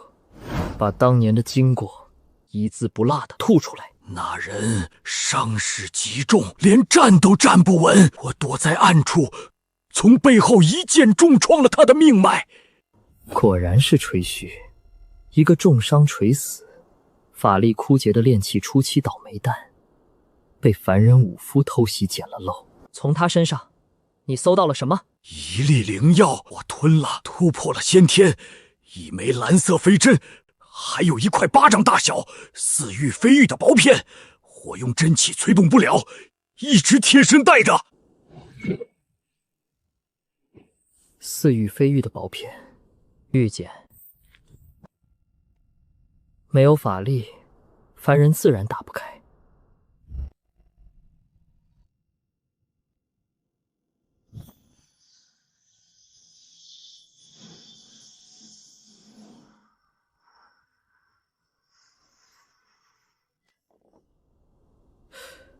千丝针，以上古妖兽千丝蛛本命蛛丝炼制的上品法器，无声无息，专破护体罡气，难怪连我的黑剑都能伤到。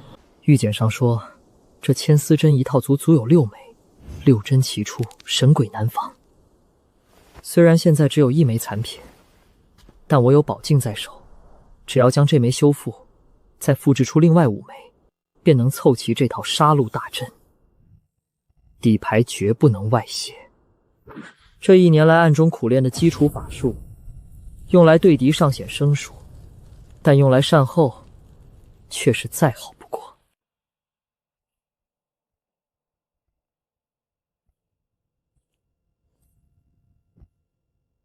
该回去交差了。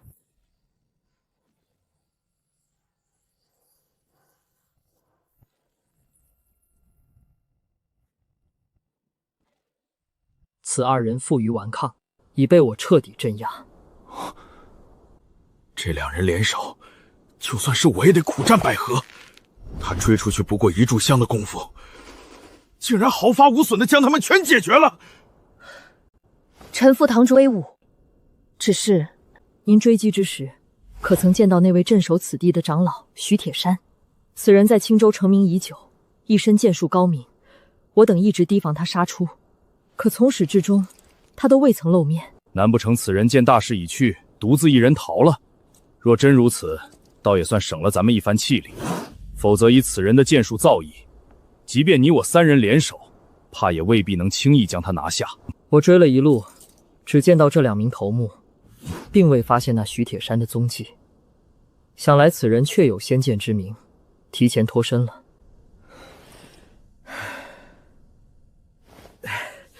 逃了也好，当真是侥幸避过一场硬仗。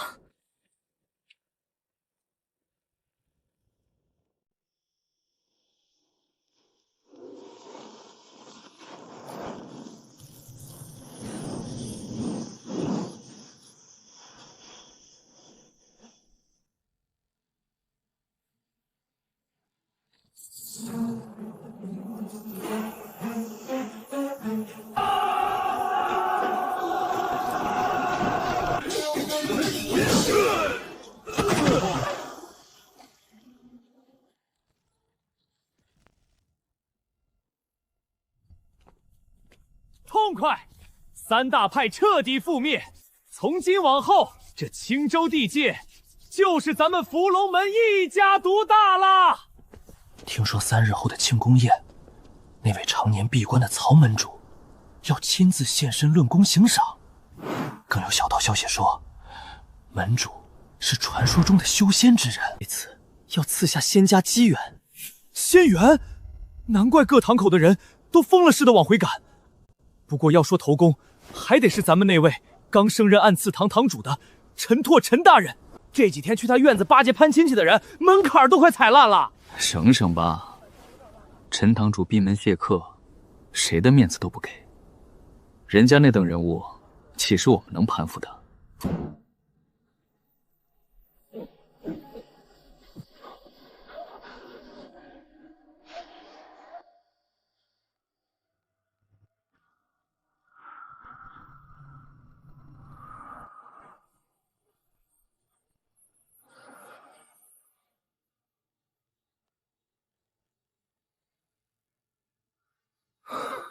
这位老头当真是位神人，这清心咒压制煞气的效果竟如此霸道。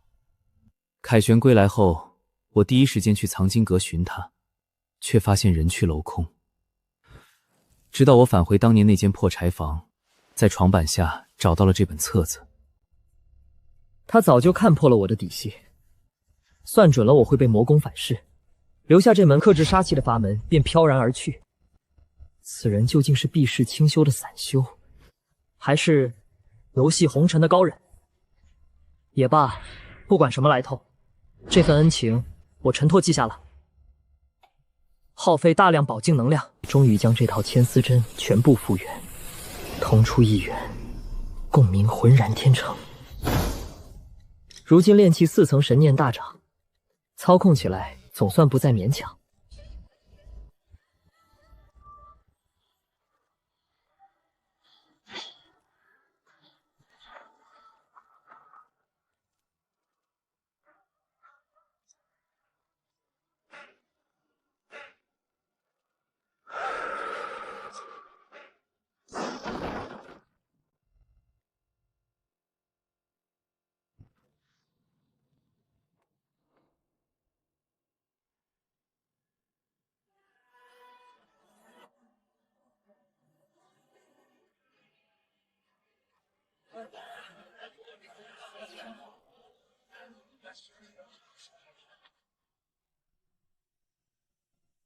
在下虎威堂赵虎，早就听闻陈堂主年轻有为，今日一见，果然名不虚传。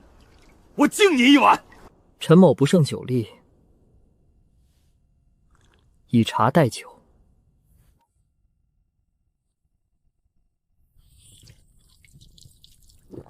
堂主，这些人可都是冲着你的名头来的，你倒好，连个好脸都不给。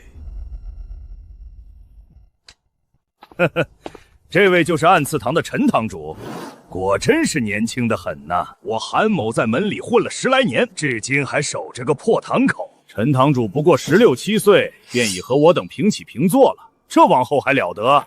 真是长江后浪推前浪，让我这张老脸都不知道往哪儿搁喽。韩堂主，我倒是想起来了，前些日子攻打千流岛，猛虎堂负责正面强攻，听说伤亡不轻。暗祠堂提前1夜摸掉了他们在东滩的3处暗哨，我只怕贵堂当日要面对的就不只是那些人了。至于韩堂主方才说的平起平坐，陈某倒不觉得有什么。江湖上刀头舔血，靠的是本事，不是资历。韩堂主若是觉得我这个位置坐得不够稳当，随时可来找我切磋1、2。陈堂主说笑了。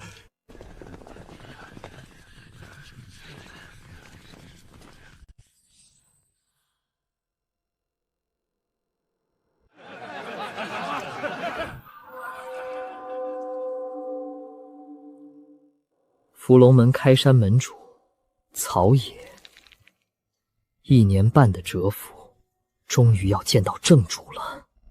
我倒要看看你究竟是何方神圣。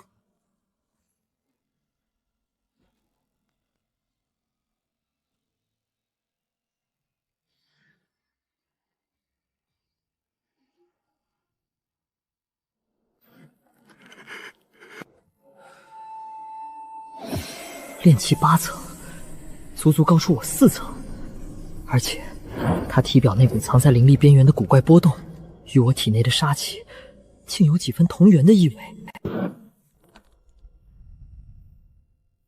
今日乃是我伏龙门大喜之日，能有今日之盛景，非我曹某一人之功，而是诸位弟兄齐心协力，包头嗜血，1尺1寸拼下来的。更要感谢各方势力赏我伏龙门几分薄面，今日不辞辛劳远道而来，曹某在此谢过了。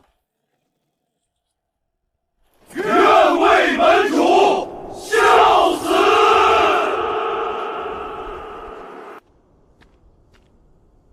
今日论功行赏，凡有功者皆有封赏。暗祠堂陈拓，好，好啊！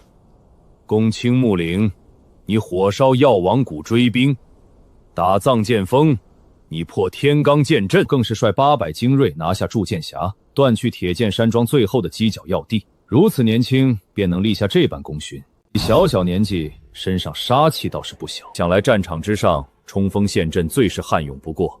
死在你剑下的亡魂怕是不少吧？杀气，他察觉到我体内的煞气了。若非内甲遮掩，刻苦修习清心咒压制离气，我今日绝对瞒不过他。门主谬赞，弟子不过是尽了本分。哈哈哈哈哈哈！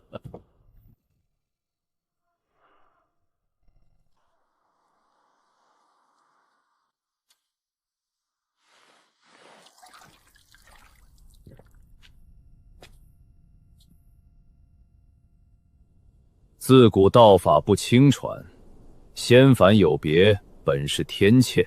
但诸位弟兄随我出生入死，这份情谊重于泰山。今日我便破例一回，赐下一门仙家妙法。此法名为伏龙心法，乃是我糅合仙家吐纳之术与凡俗内功心法所创，寻常凡人亦可修习，不但能强筋健骨、延年益寿，更能锤炼神魂、蕴养心智。仙法，门主赐下仙法来，我等誓死追随门主。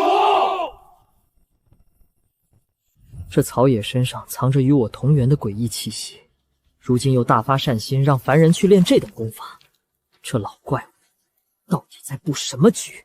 这伏龙心法，乃是曹某将仙家吐纳之法与凡俗内功柔合为一，即便是凡俗之躯，必可修习。战后收尸的连骨堂，还有他周身那若有若无的古怪气息，这桩桩件件串联起来，往深处一想，便让人不寒而栗。这绝不仅仅是什么延年益寿的善法。待庆功宴散去，我定要这心法好好研习一番，看看里头到底藏着什么名堂。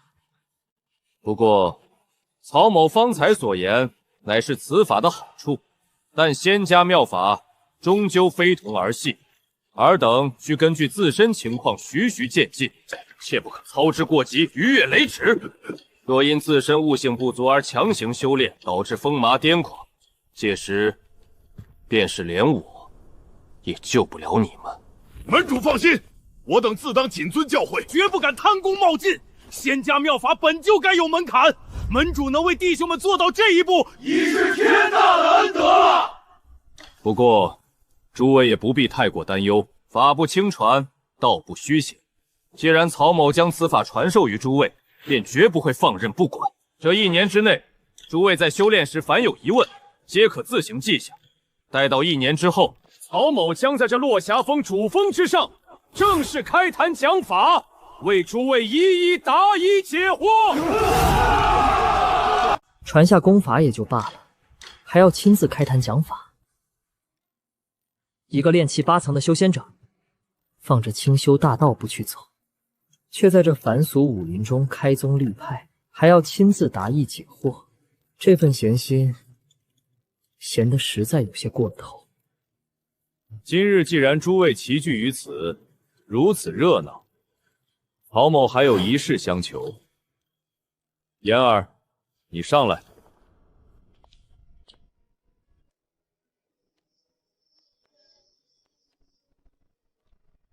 诸位，这是小女曹嫣儿，今年15岁。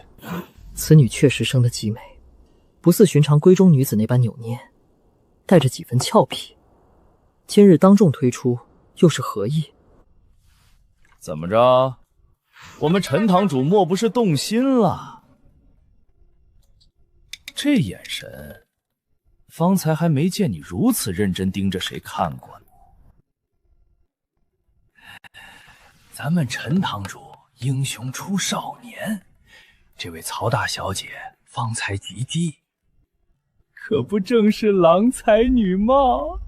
不过据说这位大小姐性子可是着实有些强势霸道，寻常男子连让她多看一眼都难，偏就是个慕强的很的主。咱们陈堂主威名显赫，说不得呀，这位大小姐早就在暗中关注你了。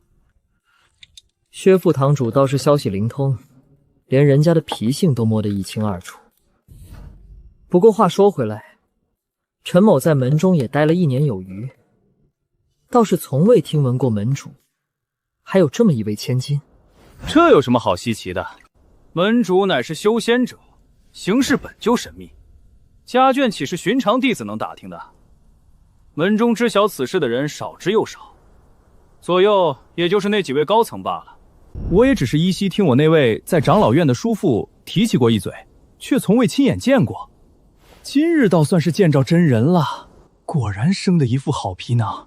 门主藏了这么多年，今日却当众领了出来，也不知道是打的什么算盘。想必诸位心中都在疑惑，曹某今日为何要将小女带出来示人？此事说来，倒是让诸位见笑了。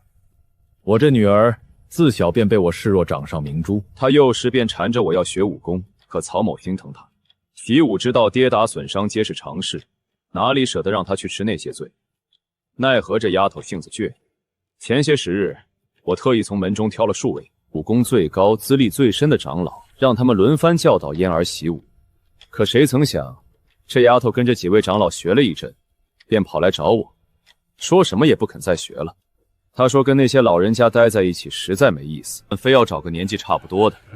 所以今日趁此机会，我便想着索性让小女自己来挑。在座诸位皆是我伏龙门年轻一辈中的翘楚，总有能入得了这丫头法眼之人。不知诸位可有人愿意当小女的师傅？都15岁了，还从未习武，这曹嫣儿显然没有修炼天赋。曹爷这般大费周章替他寻凡俗武师，倒是个绝佳的契机。这1年多来，曹爷始终闭关不出，我根本探不到他的底细。若能借着教导此女的机会，名正言顺地出入门主府邸，何愁探不出他身上的秘密？嫣儿，前头坐着的可都是咱们伏龙门最年轻有为的，说不定就有适合当师傅的。这位是暗刺堂的薛副堂主，一手快剑喊逢敌手，倒是挺适合当我师傅的，先记下来。你坐在暗刺堂主位上，那你便是那个年仅16岁就当上堂主的陈拓。正是陈某。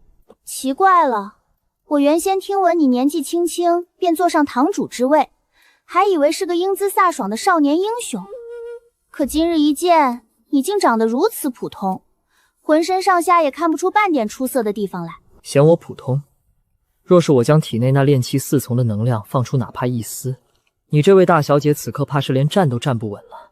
对了，我还听说你最擅长的武功是飞花逐月剑和云鹤九折步，这2门武功可是难得很，寻常人连碰都不敢碰，你却敢一人同时修习，倒真是个奇人。曹姑娘谬赞了，陈某不过是觉得这2门功夫恰好合乎脾性，便捡起来练了。至于难不难，倒没怎么放在心上。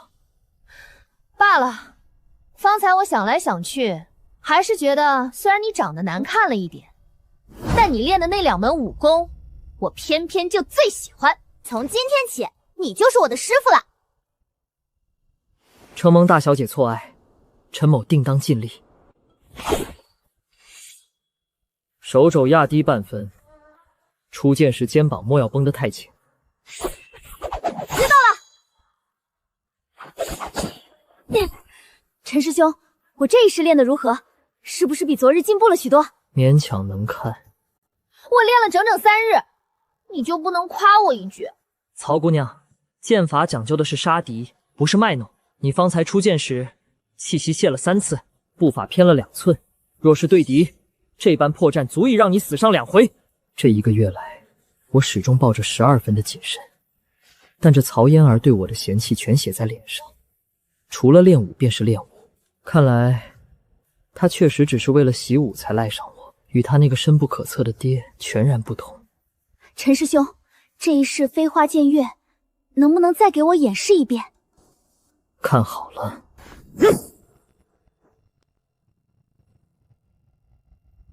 好厉害！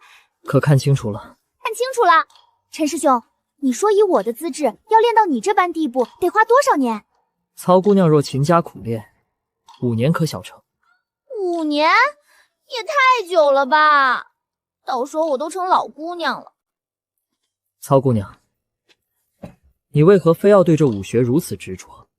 以令尊的本事，便是放眼整个青州，也无人敢动你分毫。你又何必这般辛苦？我爹是我爹，我是我，我可不想一辈子都靠他庇护。再说了，我爹成日闭关，1年到头也见不上几面，就算想靠他，也没那个机会。令尊修为高深，修仙之人闭关久些，倒也寻常。寻常什么呀？别人家的爹，好歹隔3差5还能见上一面，我爹倒好，一闭关就是好几个月，有时甚至半年都见不着人影。他亲自陪我的日子，加起来怕是连1年都没有。所以啊，我还是自己学点本事来的实在。以后就算没人护着我，我也不至于任人欺负。铺垫了1个月，终于到了火候。曹姑娘，令尊能以一己之力创下伏龙门这般基业，又身怀修仙之术，实在令人敬仰。说起来，陈某自小便对仙家之事极为好奇，只是凡人终究是凡人，连仙师的面都不曾见过。曹姑娘身为仙师之女，想必知道不少仙家之事吧？你怕是问错人了。我爹虽是修仙之人，但他从不跟我提及这些事。我小时候问过几回，他不是含糊带过，就是板起脸让我不要多问。久而久之，我也就不问了。那令尊倒是神秘的紧。何止是神秘，其实我连自己的身世都是这些年零零碎碎从他嘴里拼凑出来的。据说我爹数10年前曾在青州北边的苍梧镇有过一段露水情缘，我娘是镇上的寻常女子，生下我之后，两人不知因为什么便分开了。这些年我也不知道他是否还活着，甚至连他什么样子都不记得。旁敲侧击了1个月，关于草野修仙的底细半点没探出来，反倒是知晓了这位门主昔日的风流旧事——苍梧镇寻常女子。这其中究竟藏着什么猫腻？哎呀，不说这些陈芝麻烂谷子的事了。陈师兄，今日就练到这儿吧，我明日再来找你。曹姑娘慢走，把堂内堆积如山的卷宗和吊钱全数甩给薛铁和方燕。这两人虽有怨言，但看在曹燕儿的面子上，也只能硬生生咽下。至于孙长雄，他对我忠心耿耿，我提拔他做副手，又将大石安排在他手下打杂。有这份救命之恩的羁绊在，就算有朝一日我离开了伏龙门，大石这傻小子也能有个稳妥的靠山。1个月了，这区区数千字的经文，我拆解了数十遍，竟挑不出哪怕一丝一毫的古怪。既然看不出破绽，那便亲自试上一试。泥丸宫，神魂藏纳之所，这功法竟能借用仙家采气的法门，让凡人那脆弱的神魂得到一丝滋养与凝练。凡人不懂神事，根本无法主动淬炼魂魄。草野竟另辟蹊径，创出这等水滴石穿的奇功。脱胎换骨，魂魄凝练，专注力与反应力自然水涨船高。这群蠢货竟把神魂被滋养后产生的亢奋当成了武功突飞猛进的错觉。草野绝不会如此大发善心，他费尽心机让这群手下的魂魄变得更加凝练，到底图什么？半月前，我借祭奠之名去探查，埋了数万具横死尸骨的陵园，本该阴风阵阵，煞气冲天。硕大的万阴冢，一丝阴气都没有。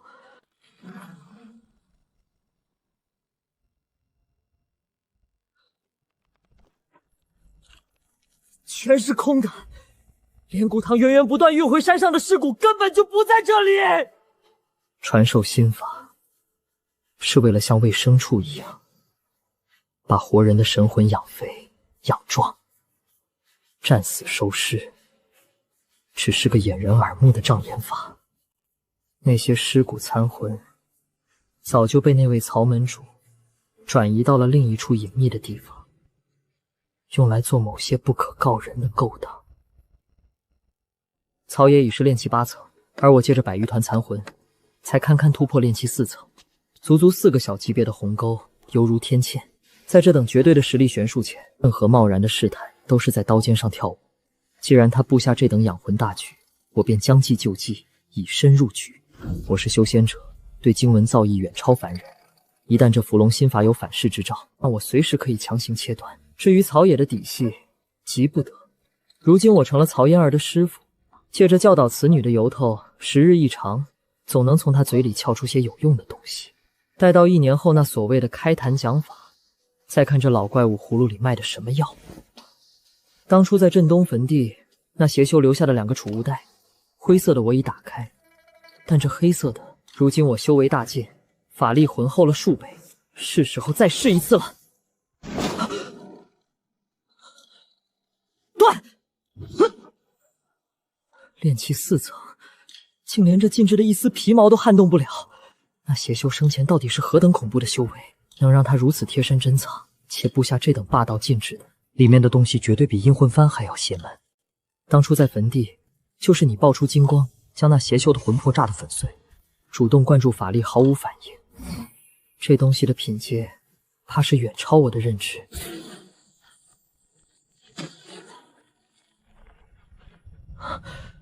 不对，宝镜的白光并没有停止。骆老头交给我时，他就是这副模样。如今宝镜还在修复，这意味着骆老头拿到它时，这金珠本就是一件残缺之物。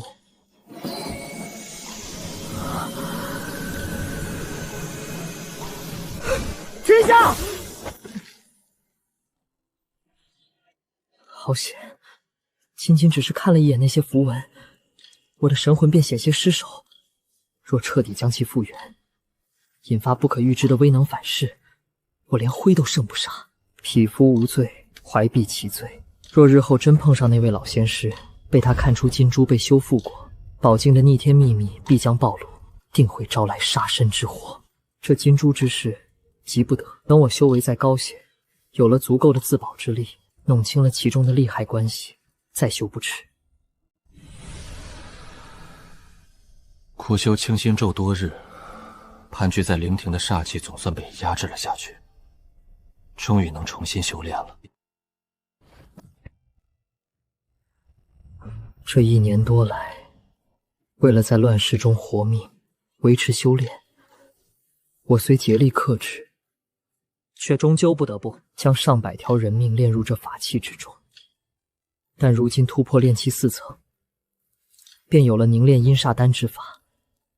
只要将无形的煞气强行压缩成实体的丹丸，我便能唤出宝镜，将其无限复原，1枚变2枚，生生不息。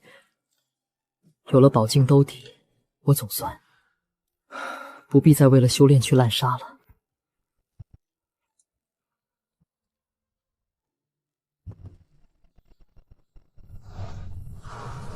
开元藏创曲，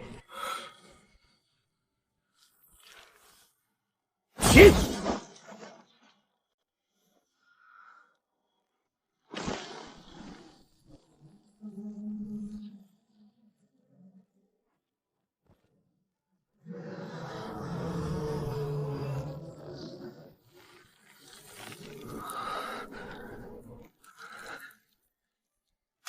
残影离凡，若不立刻处置，便会消散。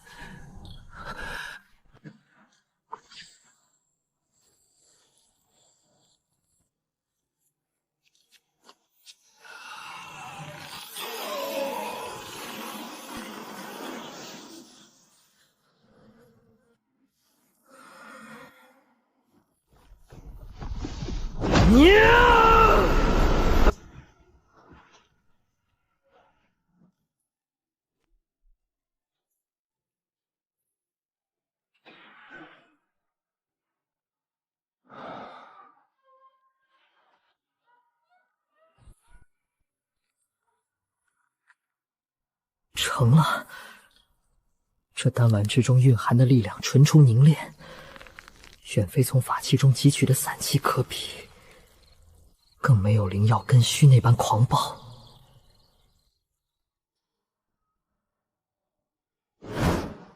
宝镜，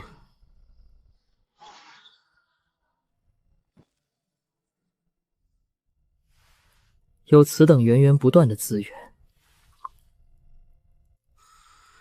仙凡之剑，给我破！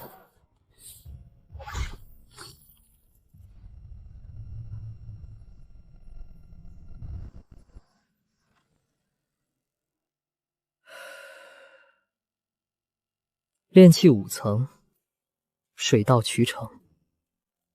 这大半年光阴，有清心咒护持灵胎，加上取之不尽的阴煞丹，我这修炼速度，若是让寻常修士知晓，怕是要惊掉下巴。陈师兄，你今日为何起得如此晚？我都在院子里独自练了半个时辰了。来了。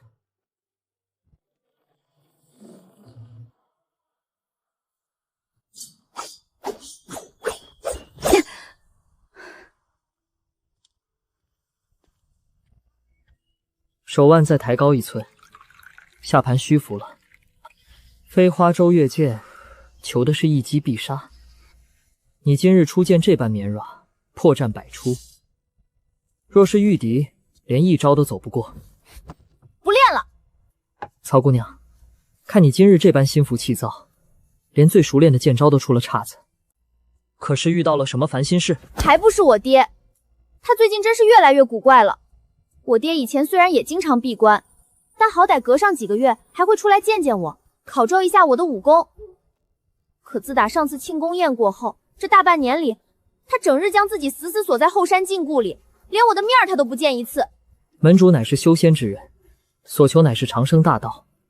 或许门主正是修炼到了某个突破的紧要关口，不容任何人打扰，这才闭门不出的。什么紧要关头？前几日我实在想他，便趁着守卫换防，偷偷溜去了后山禁地外。结果，你猜我听到了什么？我爹他竟像个疯子一样在里面自言自语。曹姑娘莫慌，门主乃是通天的修仙高人，怎会轻易出事？不过这等反常确实少见。你当时可曾听清门主具体说了些什么？莫不是在诵念什么高深莫测的仙家法咒？若真是修炼出了什么岔子，那可是关乎咱们伏龙门根基的大事，万万马虎不得。相隔太远，我也听得不太亲切，只觉得他好像是在对着什么东西说话，语气时而阴狠，时而又恭敬。我隐约听到他一口一个老家伙，还有什么师傅的叫着。因为隔得太远没看清，我当时吓坏了，不小心弄出了动静。结果我爹发觉了，他竟直接破关而出，双眼血红，像是不认识我一般，罕见的将我大骂了一顿，甚至差点都要对我动手了。我从小到大，哪怕是犯了再大的错，我爹都从没冲我发过这么大的脾气。陈师兄，你说我爹他是不是因为修炼那些仙家功法太猛，导致走火入魔，连心智都出问题了？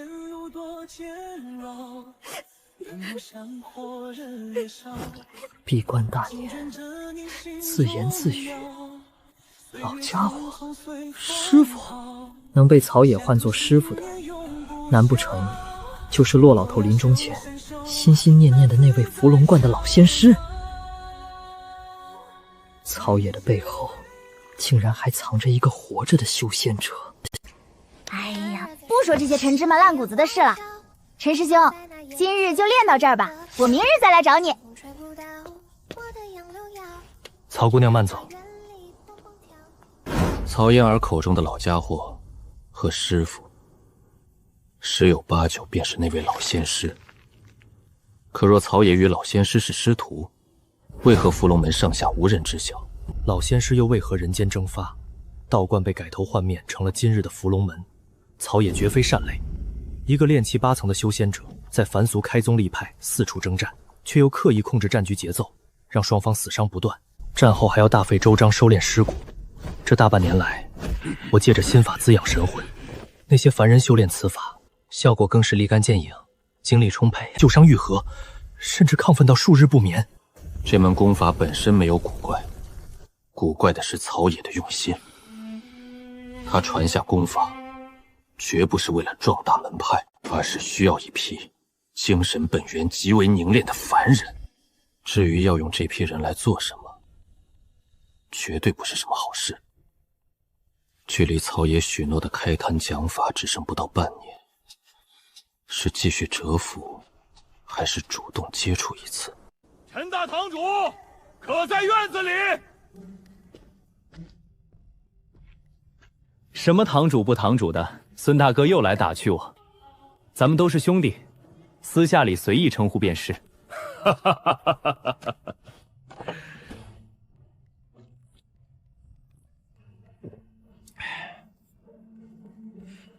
不是我说你，陈老弟，你这整日闷在院子里，也不出去走动走动，连堂口里那些小子都快要忘了咱们暗祠堂的副堂主长什么模样了。你看看大石，如今武功精进神速，前些日子跟我过了几招，已经能撑上数个回合了。就是这脑子还是木了点不过无妨，只要再跟着老哥我调教几年，保管让他脱几层皮，变个机灵人出来。多亏了孙叔在旁教导，我才能有今日的几分长进。陈大哥，我都好久没见你了。不错，身子骨结实了不少，气势也沉稳了。大师，你这份韧劲儿连孙大哥都认可了，说明你确实下了苦功。不过切莫因此自满，往后路还长着。陈大哥放心，我一定不偷懒。孙大哥今日怎么有空过来？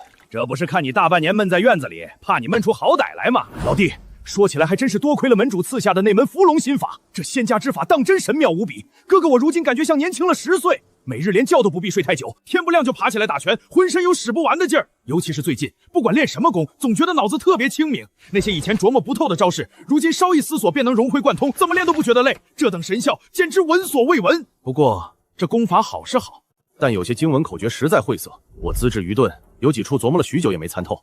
想着老弟你在武道上的妖孽天赋，特意过来跟你探讨求教一番。说起来，等我彻底悟通了这整篇心法，便打算手把手教给大石这小子。他眼下年纪小，身份不够，但以老弟你在门中的地位，私下里传他，还不就是一句话的事？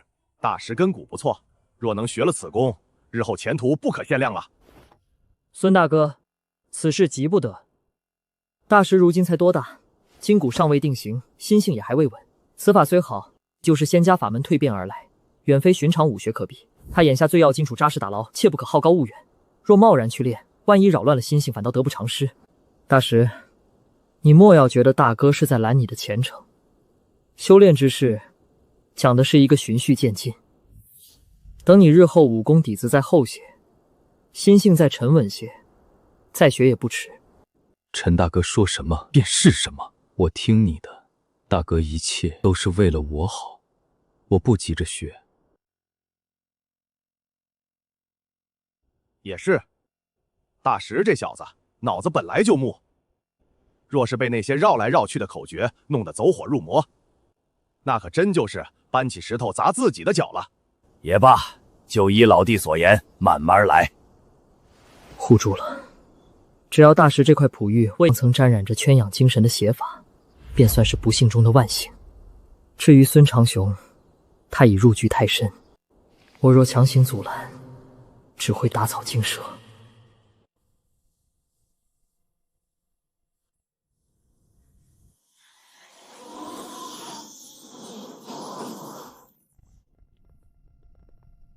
这一月来，我每日照常指导曹念儿习武，本想着水滴石穿，借此套取情报，或是寻个由头见曹爷一面，探探虚实。没成想，闭关了大半年之久的曹爷，竟在几日前毫无征兆地出关了。一出关便下达死令，召集所有在山的主事与堂主齐聚主峰大殿。这等阵仗，绝不寻常。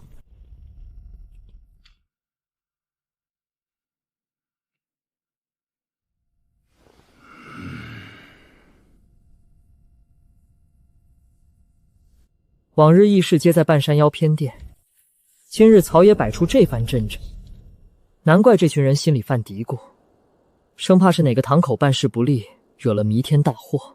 既然都到了，便都进来吧。是，门主。隔空开门，不过是最基础的驱物术，用来糊弄凡人罢了。真正古怪的是他的声音，刚才那短短一句话，气息虚浮，尾音竟隐隐发颤，仿佛一个久病初愈、元气大伤之人，在强撑着底气说话。参见门主。都起来吧，各自入座。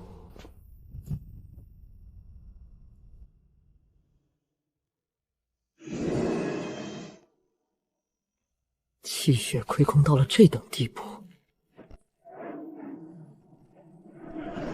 之气。半年前那股若有若无的古怪气息，竟是浓郁到了这等实质化的地步，而且他体内的灵力波动竟毫无寸进，依旧停留在炼气8层。闭关大半年，修为停滞不前，反而被如此恐怖的湿气缠身。这位高高在上的门主，到底经历了什么变故？